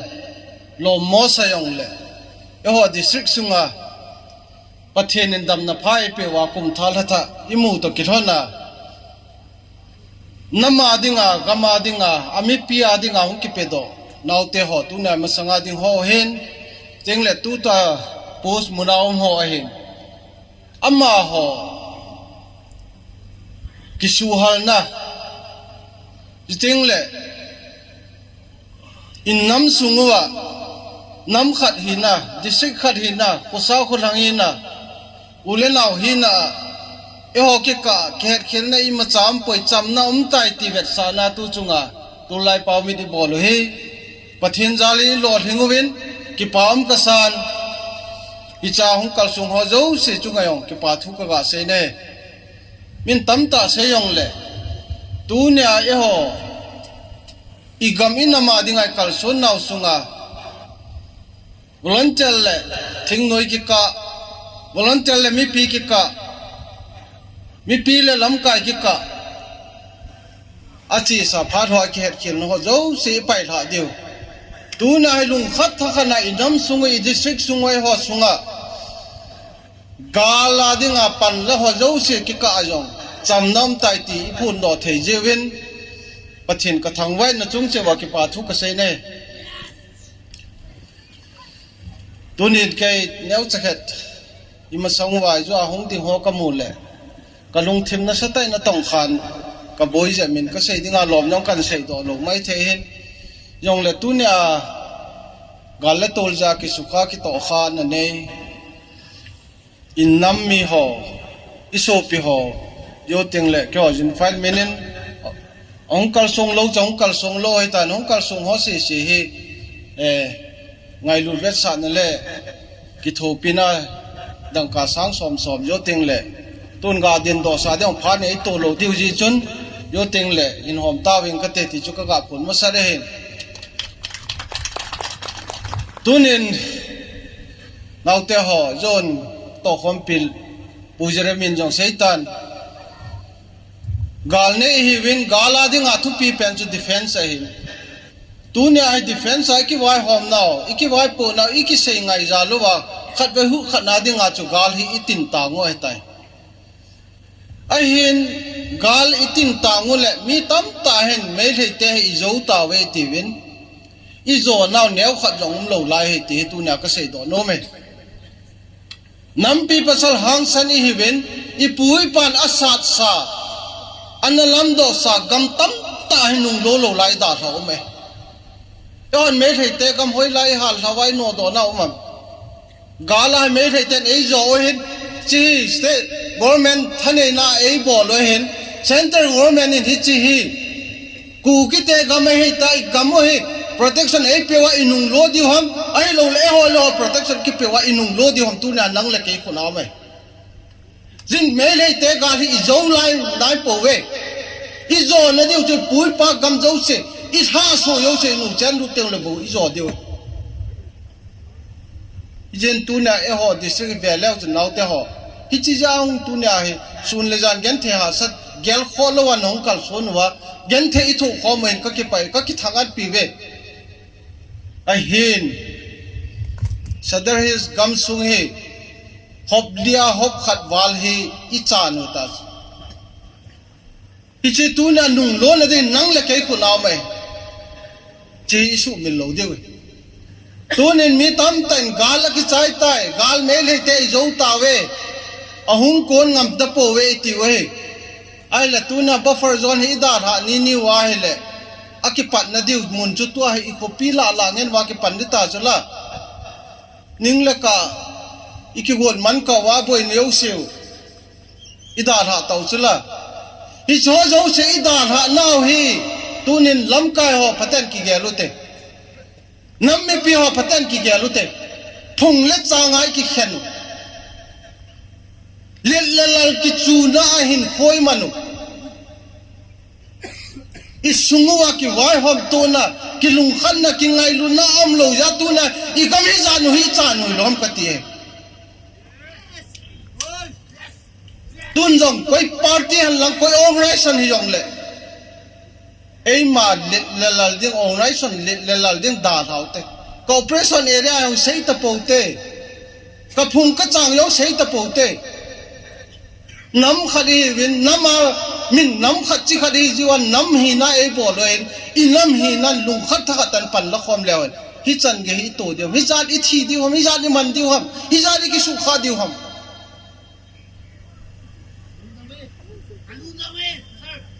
den thate tan tu na nam volunteer ho jo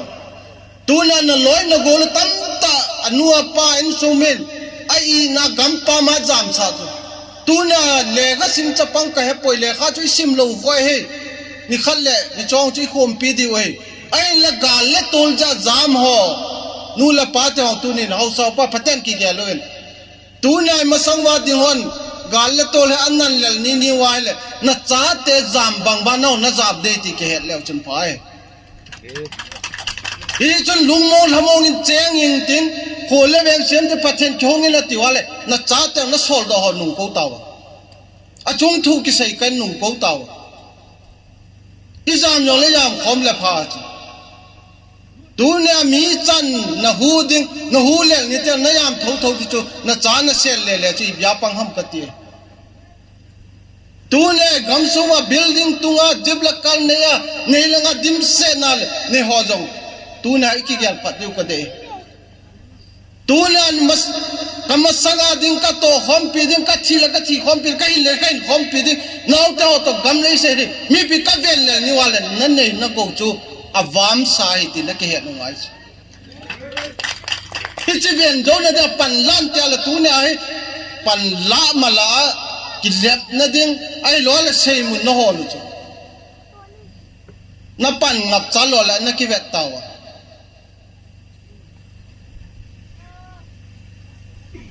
hi chun tu ne ai inam hi nawa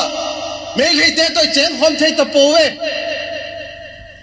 nam khat hi nan ki wai hom de tum nei pe ta win ta center hom e ko ma iki phin naw he tu na mi pia ko ni zalo me la I pi bol jong le tu ne kamasanga ding naw town buffer zone adar ha ni new le politics ki chai di tu ne gamgi nga jiwa nam khat ki khen na chu gamgi nei jiwa I politics wi center hom en ei ki ho pi chu Asian Defense Committee ho jong abe bela ki se ai tai hi chun thase po ten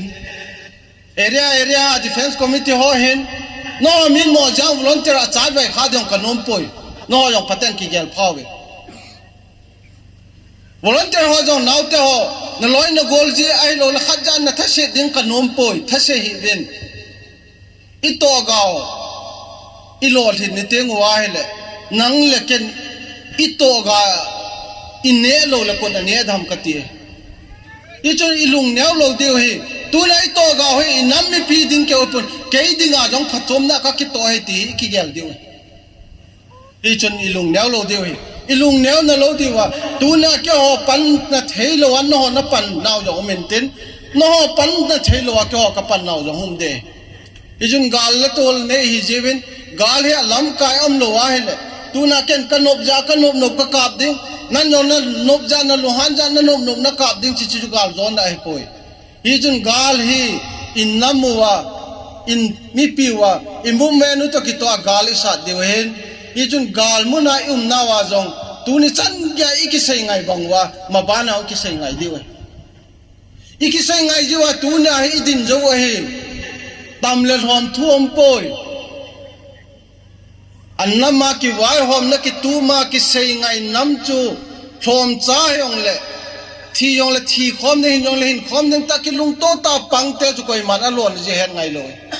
tu na ho ki lung to ji wa ki sei ngai ji wa chan ni phau tun jong ima sango thim na lai nau te ho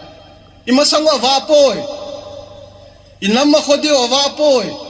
I chanin hun dio ham I pi to dio ham sei the poi tu jing tu yan thil su ho jong ne ve I chun inam wa hi sum sel na dim set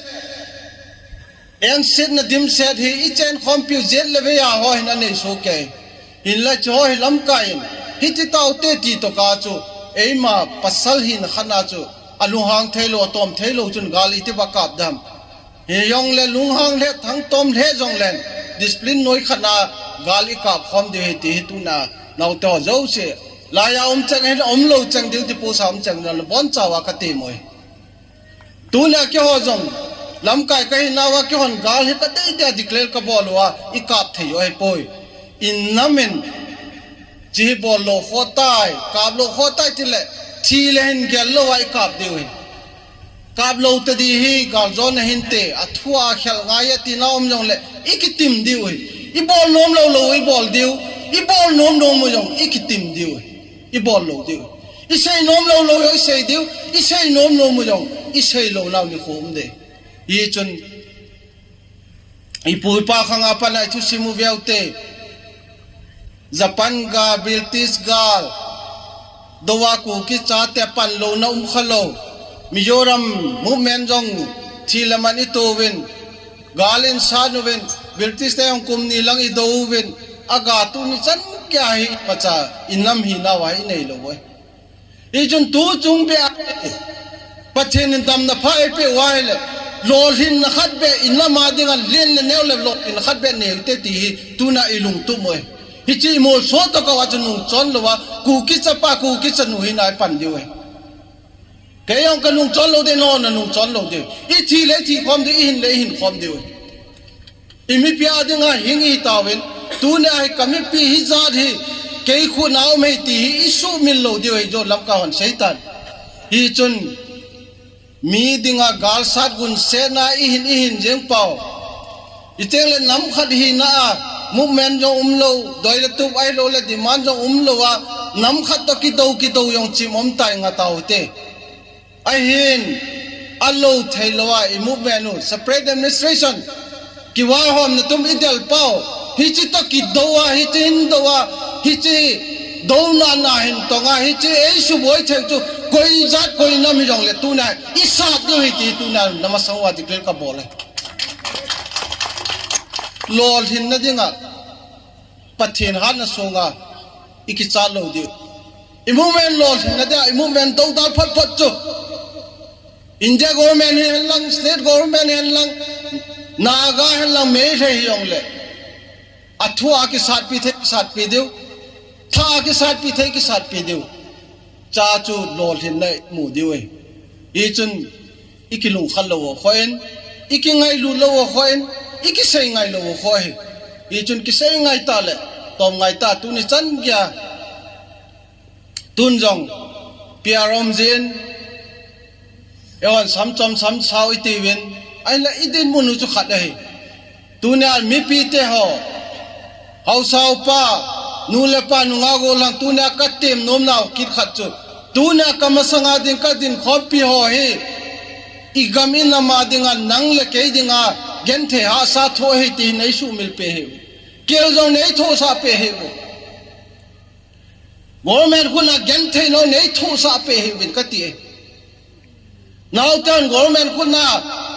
gen the na ha sanan to ni wa ka usa ko pa CSO lam kai kai poi mi nu mi pa nong khen mo sa ni ni wa le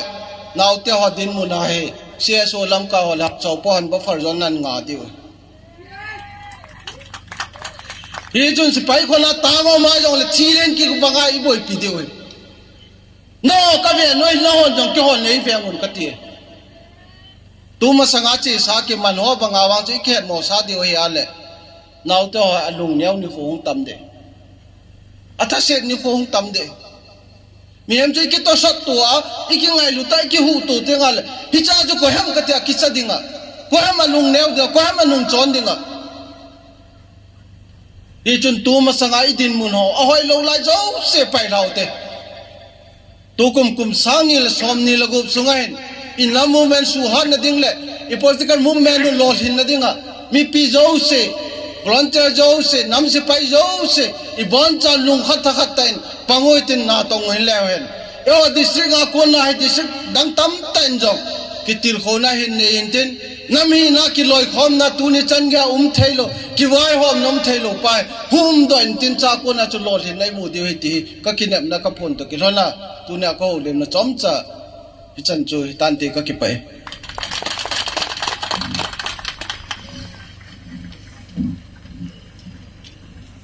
ki pawin unified command na ko na til kho na thupi ta engai zalawin ma jong pathin par thebun tin program hi za kan si chat neu khat khel kin kating cultural dress a ki go sa hi zeu chun twin cultural chikim cultural troupe ma ko ten commandin volunteer ho hi step li ham chot bel tin sting le football pe ding to volleyball ding zen non commandable na kin adang si wang cha cha e tu khom divin kan team kin he twin chikim cultural troupe no dam wale volunteer ho kin nong kin naw muna he non phat nong kila ta divin kan team kin divin he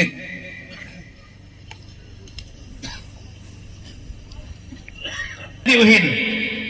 koi ma chan ne loi ki le lo diu awa da he jong le lung len ta in langai ki le diu ipun lo diu nam pi ngai lu na zala ti chu kan te ve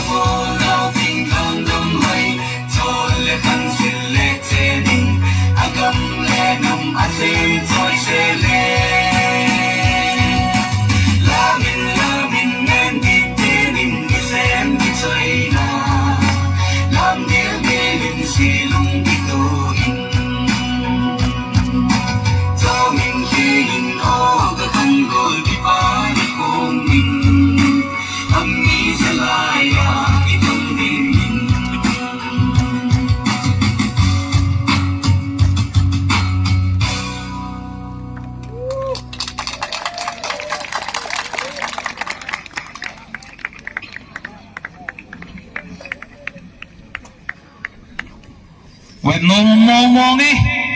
thêm trong thêm thì mong vậy nó có lo trong nói thì số Kevin cái bao men chỉ kim cultural troop volunteer ho cái chim ding tamen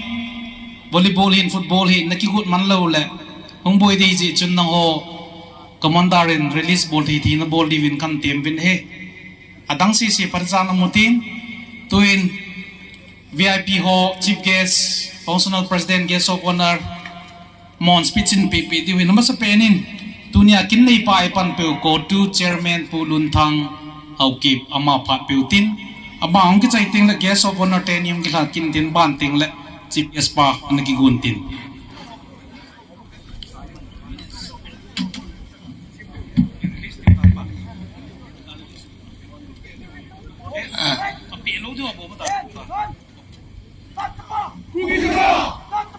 Pon he yemin sang le som ni lagu ka bu bi disinga tolai pau mit ibonawa tunia chai na kinei planet kinei pa aningan sinau amun ta kalo theyen ka gipan program kum ti ho to ki patru kan phongen no dal pathen kan thangwa na he ken sota sei bong kating kang po bi disi hi CSO yo si halang chuting le oration zat chok tu hyang le na ki tong khom inu fight no ya kim khom so ge hin hichi tuna koi ma yo min pan ta pong ka ting tuna zadinga kilom ho jo se nam lam kai ho han nang se so lam kai ho nang hau sao pa han nang wo men la yo na bon chau sunga kin nei pa na na chu ki pa tu kan phong he ani na ka se nom chola ga nei te hi win lung khala thakan na nom ta thar tai pan khomawa igam so hi hu do na di win pathen so in pahu ten la sa ten la sau ten thu se ten aka ten kam hu ten tela aholim phe holim min ten igam le nam di wa hi thar tai pan di hi ti hi tu na kin nei pa na ka tit nom ni he athum na ka se nom chu mail he ga hi akisai to ka Thanom tala hang santa igamu ilu na thedoi pan khom deu hi tuna vivi hojong se tengle nam spa hojong se na bon chawa khunung dinga kukio chate dinga ka bo bi sia khom bi ni we ti hele la ka phon dok hen tin achai na ka sei nom chale gale to tam tam mang iluhan na tam tam mang ibol khelu tam tam mang ikawa khel khela tam tam le tu nam sepai ho nam lam kai ho vili ho hem na thali chau yong sei igal mi tel ngar sa dungo ku ki o chat yo ang sui van patin tambai pe suwa ini ho le ho lang angan lor wat na tim na kane ni hi na he tu na kin le pai na ka tim no hi samlam ta ka sei ki pal thanun ban video de cha chai na ka sei ka ki pai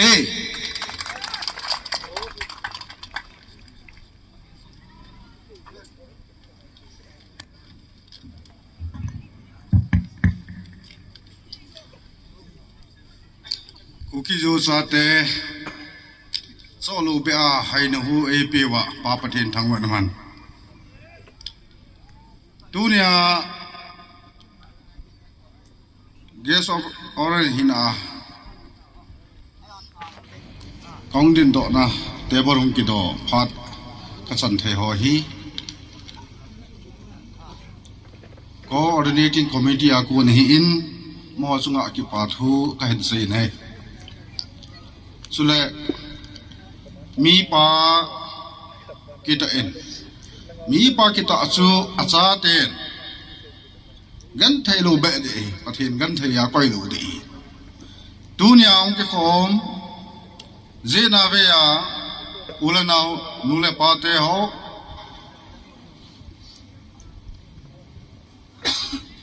unified in a way who convener le a committee ho leader pa in a win leader kita in a win mi pa in a win ikene bla lo diu lung khat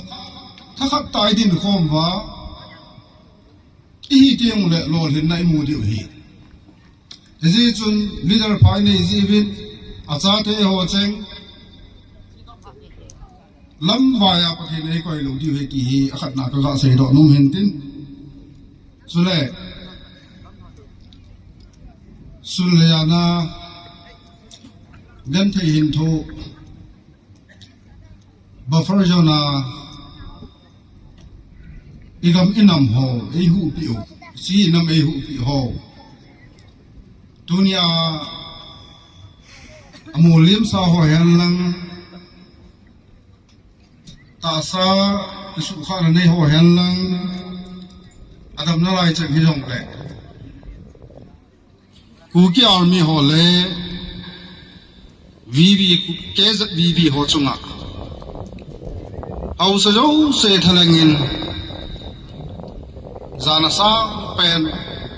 sadar hill chief association menin kan pe nei ho zal bo hi in volunteer ho ichi civil la ki pun khom tawin hi methala ki pun khom tawin nang ho zala ho bung langa long he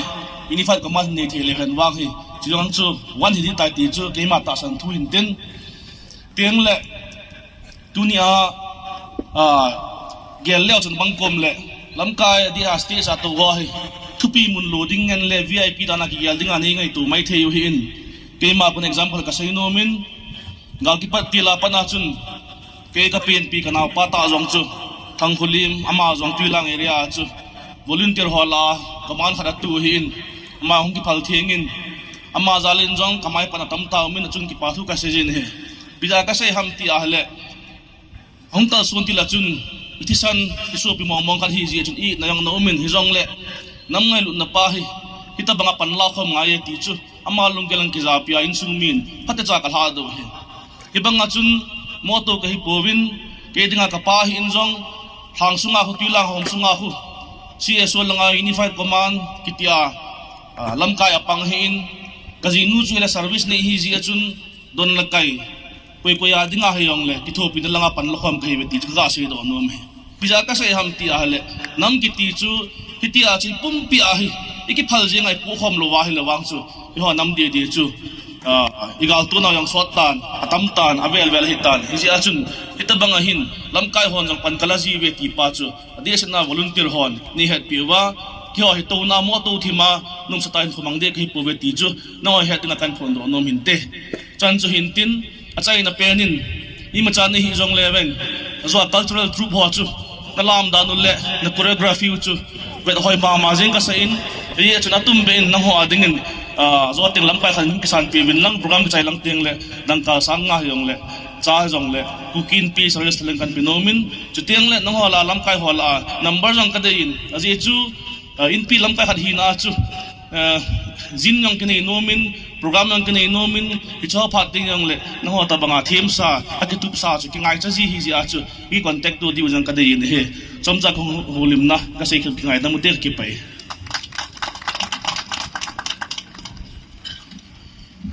ki pawin to hi jin kun ai ko pujang le dau ki vice chairman KZC man padan la masangin ama hong ki chai chai ting le football pe hoi gang chala chi la na thei ding in player ho gut tup san na man lang ground lang in zone ding kan tem bin ati lawal ge among ki ding ni sa hi in mo la ki divin amen no gang chala nong ki go divin kan tem bin tuin pujang le chief guest Vice Chairman Kukijo Council ama pat pitawe. Sama sapenin di tabang pat pa men beya epi wa sempau patin thangwa hote. Ani na thunya mai jam sim na yung lam kai piu. Ho lam kai pu hin. Ami chang chen sei le han so den tin. Amalanga hung to ho. Ya ta lam kai ho jau sei.จะตาเลยมีปีหอยละงางติคอมหออีบอนวินขยานาวสลามขันปีวินเฮจุกินแหละทูนีนทาเบนอีกาลสมุวาหินโคนพลาอีหอลาทัทเทตโลอีน้ำสมุวาอันนั้นที่หอเห็นอมหอยองจานะสังไตไปกิดวินฮิจกาลจีอาทุนยาอิมาสังวาอิวเปาอินาวเปาวิจเปาอินาวนูฮิตงข้าทุนจันเกียวิกติมแฟมิลี่สุงเล่เลยฮิโลวาอามุนนาอมโหโยเสียงท่าเป็นหูนึกนั่นแหละไงลุดนั่นแหละขอชาณต่อยพงกิดวินเฮเห็นคันเซดิ้งเฮorganizing committee ฮอคูกิโจคาวน์ซิลาไวส์เชนแมนแคทฮีนานฮอนทิปเกซานินโกยาลูบินจุงวะขักิปะอินฮิตบังฮันบอลดอกเจบินทูนี่ฮีอปัดนะฮีฮันลังอาใจนะฮิโลบินน้ำสุงไอกิโตนะดิงูวีฮอไอตาแหละน้ำกุลหังอินไอฮออิจฮอโจเซฮินฮอนอะไรยาอลังอายกเมื่อการนับเป็นจริงว่าฮิตบังหัวเฮอเวลายองอีกตัวในดีว่างาตีในหรือว่าเชมตีในหรือว่าอีบอลจริงดีเฮคอมมิตี้ฮอจงเขาเก็บปาดทูอย่างพันพงคือดินเฮหาเสียเช้าด่าตังกระติงอนุขาเป็นขยี้เดียหินทุนยันแนวจะขัดพอยนีโบขเชยโนมินอาเขตนัจูกางปกปีดิสตริกหิมันขเชยปูนเองน้ำกาลจูดิสตริกเจ้าเซชันเดลเตงนปัลสุรจานปูร์เพลจอลจีริบัมโอครุลอาจจะตาเลกางปกปีอีดาวสุเกน่าเวอามุนน่ะดาวเทจิจันอีดาวสุเกยุบินอาหินกางปกปีเตหีอิโมปูนาวลีนินอาเจจูกาลมิเตฮอวินอีกำฮอวัดดูจ้าดูไอเราเลยอีกพินนะฮออีไงจ้าดอสุมังดิงอากวนนาวฮีแม็กซิมัมฮีกางปกปีดิสตริกฮีหลังคาราชุรจานปูลฟุยเชกัลวาร์ก็คอยเชยลูเวตาเอวกางปกปีฮีอพาร์ตชีอาอีกาลมิเตฮอวินลังคัดได้เลยลังคัดได้เลยลังคัดได้เอเตมีบอลจิงเฮียอยู่กับหินตูเมธาทุ่งยิงกันลังหินแหละกุมทุมหงหิงดิงหิตานฮิจิสุงาฮีฟรอนไลน์ฮีออลมณีปูราดิงาอีกาลในนาวายขังปกปีฮีอาสาวปีนี้ เฮจิจุนทุนินกาลุงกิเป็ดซาวีหอหินไอโลไอเล่ organization นำสิไปอินหอหินไอโลเล่ CSO หอยหิวินไอโลไอเล่อัลหางอ่ะโฮซาอุปานุเมฆปังบอนชะเกยว่าพิลุงโทตายเป็นหอฮีข้าเวดาฮิเล่อินำกาลูฮี 50% หอตบังฮิข้างพวกพิเศษที่จังว่าอีดูวฮีไอหินลายชงหินใครที่เวดาเล่ทุนนิจันเกยินอิลสัมดีปูวินอิลุงเนวปูวินอิปันดิดอลินิปังวินอิเจฮีอเดดีอาลิสติกสุงาลำกายพาลำกายหางชันลำกายลุงเกลเทมยากายอินเนยีวะฮิตาฮิเป็นคอมเทวะยินโจมเบนฮิสติกดังหอที่นี่มาจาบอลปุยขจีนายปุยฮิสติกดังหอนหางขัดบุยปีไอแหละหางโป๊ปีหินหางไงบุยปีวิฮิตเยจุนลำกายหอยหินออร์แกไนเซชันลำกายหอยโจเสียหินนุ่มไม่จะปังหิวินวีหอยหิวินหูลำกายหอยหิวินเสียสอยวินอัลลัมมาทุนจันเกยเป็นหอบังอาฮีอีเป็นจิงที่วะฮีจังหวะที่ป่าทุกข์ใช้โนมินเฮทุนยองอิมาสังวะอาจนมาสังอาลำกายเตหอนเซตันกาลกิจายนายปุยอิมาสังวะจีเงยิงไทยแหละอากิดหักกระสุงแหละ government กิบายปูนตรงจุยิน government หุงกิเชฟคิดไม่เทหีพิยาร์สุงอาจูอีกาลมิเตหอวินาจ่าเทโลเจวะอิมาอบอลโลไม่เทวะ government หุงกิเชฟคิดอันนั้นละ chief minister ละมอฮิกิดดิวเฮน minister ละก็มองฮิกิดดิวเฮนก็ตาละ military ละงา security force สุงอาไว้หอมดิ้งก็มองฮิกิดดิ้งโอเฮใช่เทไอ้ป่วยอามาสะสางเอาโคจะไม่เทนอะไรดิ้งเฮอีเตรียมขณะมาจ้าสุตาโลและประเทศทิลโกนหินตินอิสุงาดิ้งอายองโจอีกิกินอะไรเดียวเฮอาใจนักเกยินอินำสุงเฮวางเชรุมตาดันโจขมาสังอาลำกายหอนเสยบังอาโจอีพีติละกุมซ้อมนี่เจ้าเล่กาลขัดอินเอจิงเกยวาอินเลโลกัมเลโกทำตายจานุวาหินโคอีดุมตาทำตายจานุวาเมลเชตาตายกิทัดุวาไอวางอาจูอาใจนัจูอีพีฮัมขัดเบะฉันสีจูเนวขัดเบะฮิบอลโดเทลวาหินโคยเมนูเฮไลน์นั่นเอามิน92-93ไลน์อีเจนคอมปีฮอสงโกฮอตัวนี้กี่บ่อยลายวิน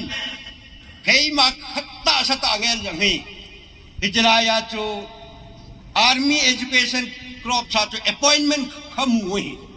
อาหินข้ามโบลักกจีดิ้งสากินจนกำละโกกาลุมดันจอจูขอขสัยขณะจอยปูนนั่นยาดิวหินเองนับเป็นหางาเสจปาร์ตี้องค์ที่ฟุดดอจูเฮ้ยเลองค์ตองหินบอลดอยไม่ทันลักในเล่าอามหอนลานีนี่อนุไม่จะปังหินหักหินทัดตาโขหินหันฮะอุปายกิเทลงมันนินเฮจะปาร์ตี้จุกันนับพุดดอบินกุมสิกิตบังจุนนำกาลนิกิดวินลาสินอีกาลูฮัลขันกิจใจพาดหินเกี่ยวให้นิกิมินวอนช่วยแหละกุกีดิเฟนส์ฟอร์จุนอันนั้นก็การบูชุชาดิจิจูเอ็มเอ็นออบเจกต์และลุงตุบและกิจีบีไอหินกุกีสเตดาดิ้งไอโลเลยูเนียนเทริทอรียดิ้งไอโลเลซิกเซดูลาเบดิ้งที่ไอเดียอีพีฮอ organization นั้นนี่กี่พูดลอยเจจุนเทลละดิ้งจะปังหัวโยซีมีซ้อมกุบซ้อมสกิเลยเทลซ้อมกุบซ้อมสกิจูนำ organization ขนาดมาลจะนี่กี่บอลลินเฮติจุนหินโคนี่กี่มังอินไอวางอินภาษาโนมจูอีจิจุงายองจุนอาจูนายมาจ้าโลวินอินนี่กี่จำกิดวินอีทีนายมันนั่นเดียวว่าเป็นน้ำปูอีจิจุนคนนี้เชียร์โซลำกายหอยหิน organization ลังนำลังทิ้งหน่วยลังลำกายหอยหินเอาซาอุปาหิน thu chung gal wang hi neo khat be hiong le center government na ko na itu icha te wa future ra a khangu wa oi moi chen na lo di wa hi im khat be hiong la the do na chen ge chen ru i pen kit te wa nga yin i pen khom chu ge de wa hin ga long ki penin gurung grangan ti pha den ing boy tawin phaya ko ning yam do tawin MLA hon an hakat suin separate administration an pungubin agi ki hong to apunu yang ai pon nam pumpi ki pet sa yang ai pon amohon MLA hi na mon jong nam ngai lut na le gam ngai lut na ya la tru separate administration ang ai ye ikibol danu adi tapoy ati wa Home Ministry ko memorandum na pi wa an pun do chu district jo se ni support lu bin kum thum sing de sungin ing cha lu bin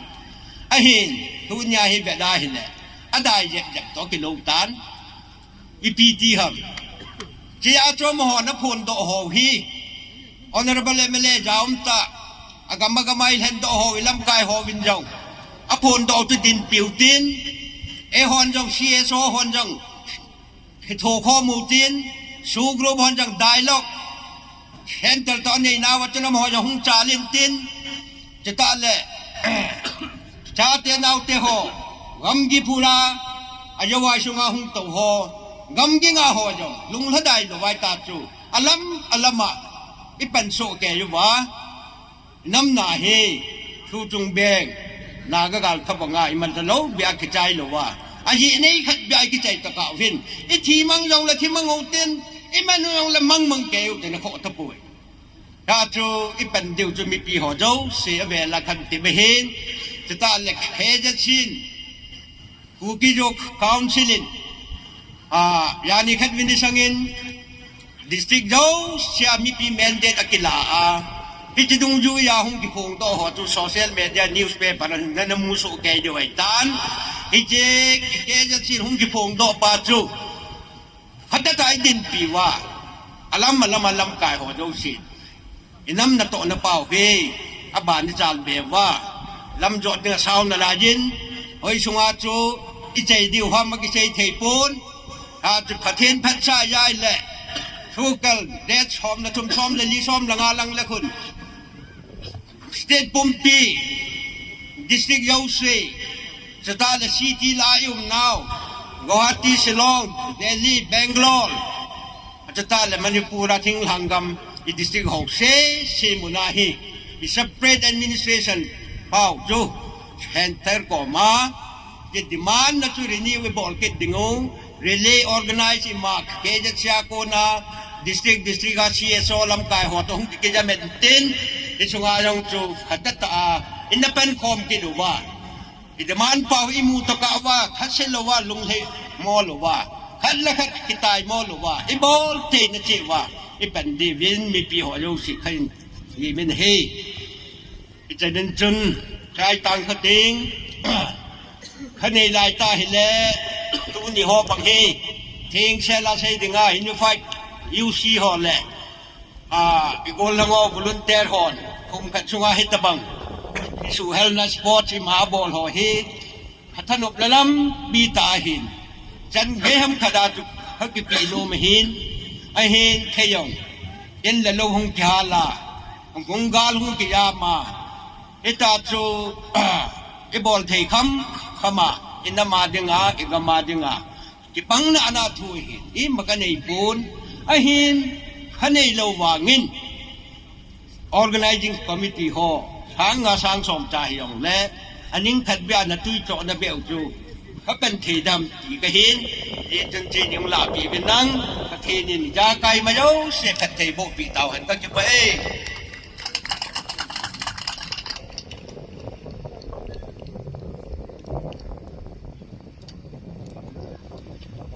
dunia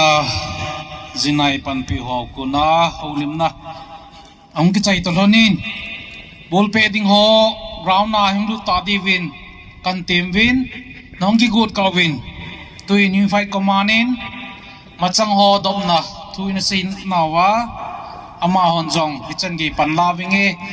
ti an phun do pau chu phat nen laki nun tin ama ho tuin phat peutin ama ho ki chai teng le bol pe ki pat na ding lang en ngai tu ta divin player ho kan te mene tuin ni fight command convener pu aman phat ning la pi ki lo ki pa men te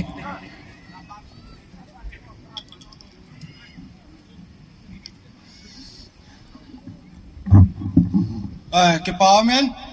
cái họ dùng cái to bao nhiêu cái to thảo em cái ting ít mà sang chun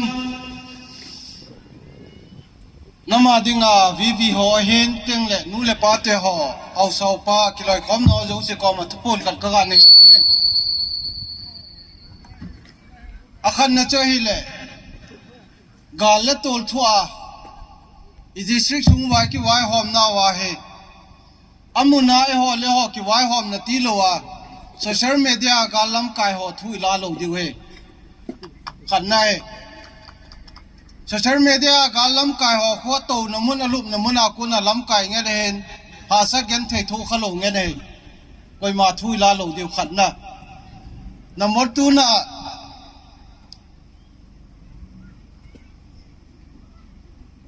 thing noi ki loi khom na jo se le CSO lam kai zo se hau sau pa teng le ho lam kai ho keu tha na le ke thulu na dung ju ya tu kum sang ni la som ni logu ma pa na he koi man ka ni bol thei ta lo ding si pi ja se ham ti le sum le pai mu tu ki sum se lai pon ain la i gam sung wa hi che mu chi i tu je hen India government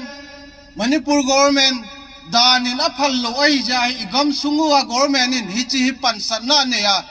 thanei na ne ya igam sungwa idin mun ho ki wai hom na thanei no zo se hichi ai su mang dinga om ta ya chi hi lamka hong ki gyal kho ma hong ki kha hei ti hi volunteer ho hin teng le au sau pa nu le pa thon ne het che diwa dunia hi thupon kan ne athum na hichi igam sungwa kani ibolo ikhamu to kilhona igam sungwa naute ho het them lo ja lo la ayan kingol sa kani ne changyam khana ahin ko mang ding ho hi cho hi nam ngai lu na zala iso pi khat inam mi khat hi na hulo o kho ta zen igam sungwa inam sungwa kiloi khomna hobunga denomination jo se daki ki ko khom kinen Christmas le New Year ki kajun keu khom na kin ejin ehon i ho bung che wa gam thim na to inei na pau he gam choma kol le wai la gam thim na to asum le pai isen pau he inam sungu wa gam thim na to i bol ta de win kinop to na kin ejin hichi to ki hona chu to a he ho bung assembly hung ki chai teng le i gam sungu wa cha te nau te ho hichi dola ya thiding din munaw mo hu do na dinga he igam sungwa panila diu ji hi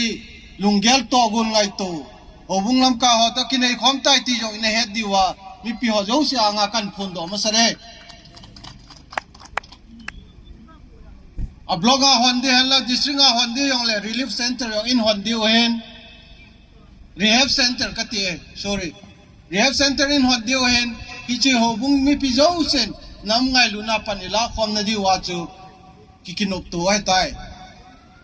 ton ka sei banu tupon ki chai to kilonin kaloi lam ka hong ding don tin tuna ngai lunum ta so pi ho hong din do pe wentin ngai lun na zala ke hon jong ka zo khamwa ki thu pi na leu cha ka ga pe no mo hi yong san pe di wen kan ko wen he tunin laya iso pinu no ne si ahong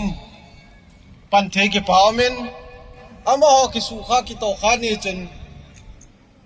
innam hina central government e hu di hom ti le central government hi chan ge ya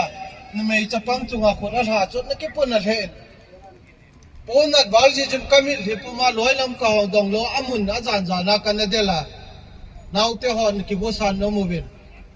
nu now cha pang chu ngai chan ga khon la chu hon to ki vet de we ลำก็ก็มันไม่จะพันโนดอสองกติจันแกจะปนอะไรกินเนี่ยให้ละมุนกินทุนพันเนี่ยลำกาหัวตะกี้เขาความไม่ได้เลยกาลโซนเนี่ยดิ้งอ่ะเนี่ยอีปัดลงไว้เลยอีบุยดิ้วตายตีเจจนลำไก่ไก่วางจนกันนักติมหามมินจันแกจะอีน้ำจงว่าจันแกเห็นที่หาสักที่เขาไว้ตีตัวเนี่ยไม่เปียงอ่ะก็พูนดอกกินเห็นอามาซาลินน้องอีกทางอันเวนประเทศทางว่าเวนตัวนี้อามาไอเราอ่ะถ้าเทียนกี่ป่าวมันก็สานเฮดิ้งโซโจโลเดียวเฮจนร้อยลำกาหันเห็นหกปีไปเลี้ยงเวนลัง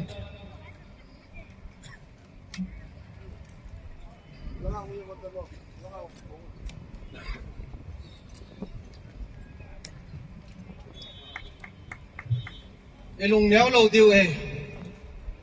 น้ำขนาดประเทศในเชียงใหม่ตัวนี้นี่คือว่าหอมเราคิดเราเจนกันเถอะสักตั้มตาตัวยังแล้วจุดประเทศจะได้หงคิดว่าหอมตุ๊บนี่เตี้ยมาไว้เลยนักเรียนที่น่าให้หมอให้เราได้ที่เหตุตัวนี้มีปีมาสังกัดคนด้วย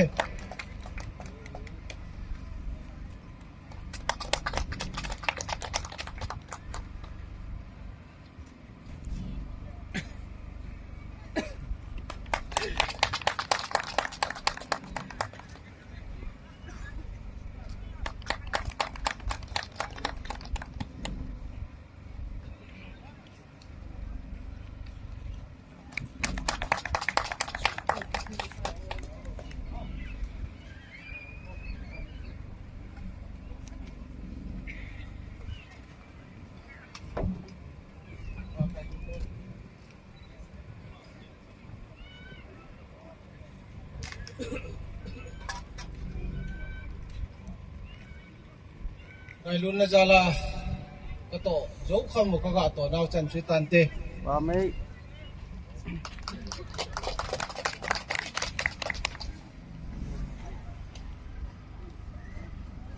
Hello, check. Players ho final match are players. Ho hung do belong to teng le volleyball ko na Scorpio to Zimni Zipsi. So he ga tol do le hen kwante. Player hong lut kain program ban wan hi prize distribution masanga hi football match volleyball match final nom ding hin chiu ting le prize distribution aban tele ke pa se na nom ding hin pa jong hi ki noin football pe ding ho volleyball ki chim ding ho hong ki no se mun lang ai thi ya le football pe ding line na hin hong ki ko luwa tu ni guess ho to ground dan lut na di inspection khadi ka bolutin khot bang hotin ki patnom ta ki chai ki chim na thi di win langa hen line up pom boleu chun ki pawmin te